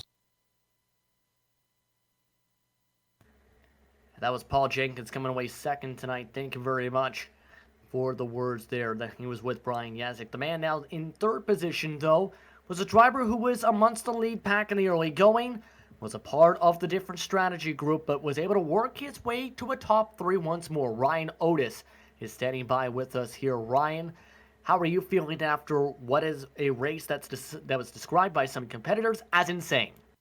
I'm feeling pretty great, really, and they're right. That was insane. I was kind of at the tail of that lead pack near the end, and I could see him going 4 wide and banging wheels going down the straight. And I'm like, I don't think I want to have any part of this. So I was pretty content just to drive around in 6th or 7th or wherever I was and just try to take the points. But then it all exploded, and I managed to end up on the podium somehow. So I'm thrilled with it. I was going to say it must have been a crazy view because there was at least a couple different crashes in those final few laps. What was going through your head as you started seeing the cars in front start having more and more mistakes, leading to cautions and wrecks, and eventually your top? Oh, yeah. I mean, I was really just trying to think long game. I was just trying to bring in a good points haul because it was a double points race. And I knew, it's going to be bad if you miss it because it's tough to make up those points. So I was trying to be conservative pretty much the whole time. I got a little bit off strategy. I kind of pitted when I shouldn't have because I could have made it on one more stop anyway. But I wasn't doing the math right in my head, so I ended up pulling in too early. But no, it was definitely high risk, and I was pretty content to just try to stay out of the fray as much as I could. Of course, you mentioned the double points day, and I'm glad you brought that up. Sage Karam, who was second in the points, not taking part in tonight's race. That means your lead is going to grow by a lot. Your thoughts heading into Michigan now with what could be a massive points lead? Oh, I'm happy. I kind of had to deal with a bunch of logistics just to try to make this race. So I kind of went pretty far out of my way to be extra sure I could compete. And so I'm just thrilled to try to haul in the points and to hopefully have a good enough points lead to where anything can happen. And there's so many good drivers in this series that there's really nothing that's a foregone conclusion. So I'm just happy to have a solid lead, and if things go wrong in a race or two, then hopefully it doesn't torpedo my chances. So I'm feeling pretty good right now. I almost forgot actually about that. Correct me if I'm wrong, you're at a campground right now for tonight? Yeah, so I drove halfway across the country earlier this week to go to the Solo National Championships, which is out in Lincoln, Nebraska. And so I'm actually at a campground in Lincoln right now called Campway. And their Wi-Fi wasn't good enough to race with, and so I'm tethered to my phone, and I'm sitting in a camper with a VR headset on, probably looking ridiculous. With a sort of a temporary sim rig. I couldn't bring my whole sim rig, so I'm running on an old set of G25 wheel and pedals and stuff. I'm just thankful that it was an oval, because I don't think I could do a road course with this setup right here. It would be tall order, that's for sure. Yeah, that sounds like a lot to try and think about. As Brian had brought up, VR can help. But of course, as mentioned, your backup set. But either way, you were looking strong throughout the night. Is there anyone you want to thank for being a part of your top 3 finish tonight, Ryan? Oh, I just got to thank obviously the sponsors. Butt Kicker, Sim Experience. All the guys. Minus 273, obviously. I think I got a set of gloves that I won as part of this, which is pretty cool. That makes some pretty cool gloves. Mm-hmm. I think, I got to thank, like George Anzaldo, the league organizer. He's done so much work getting everything lined up for this, and he does a lot of the work lining up sponsors and building partnerships and all that stuff. And I was pretty heartbroken when I saw he got taken out in like that early wreck.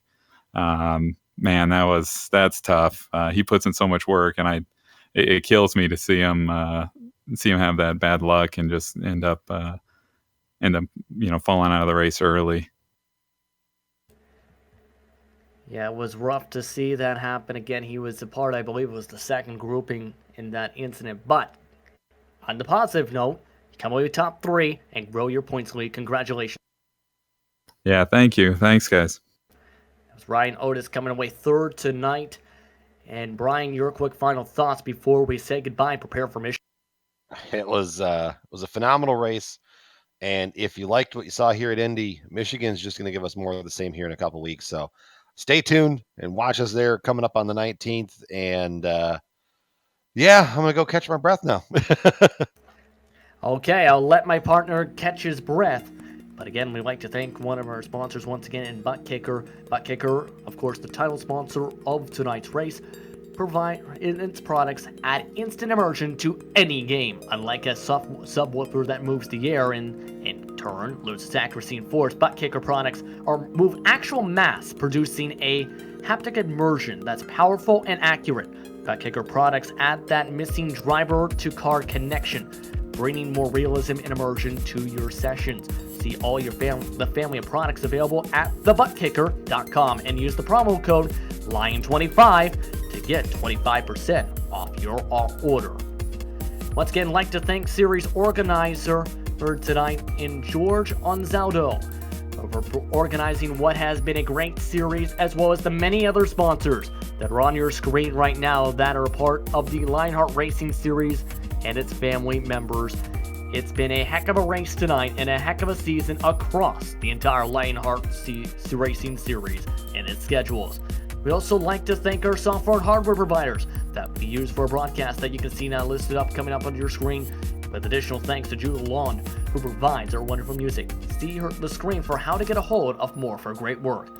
Also like to thanks to the team today, Brian, Amjad, and Dougie. If you'd like to find more about the Global Sim Racing Channel, you can find it at www.globalsimracingchannel.com, along with archived races and upcoming broadcasts. We're also on Twitter at GSR Channel and at Facebook at Global Sim Racing Channel. We're also on Instagram at GSRC_Graham. Next race, as mentioned, is at Michigan. That'll take place on September the 19th. Be sure to tune in here on the iRacing Esports Network and GSRC.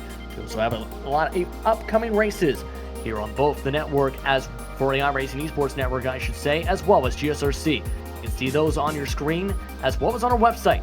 Make sure to mark them down in your calendar. But until next time, race clean, race hard, and we'll see you on the track next time.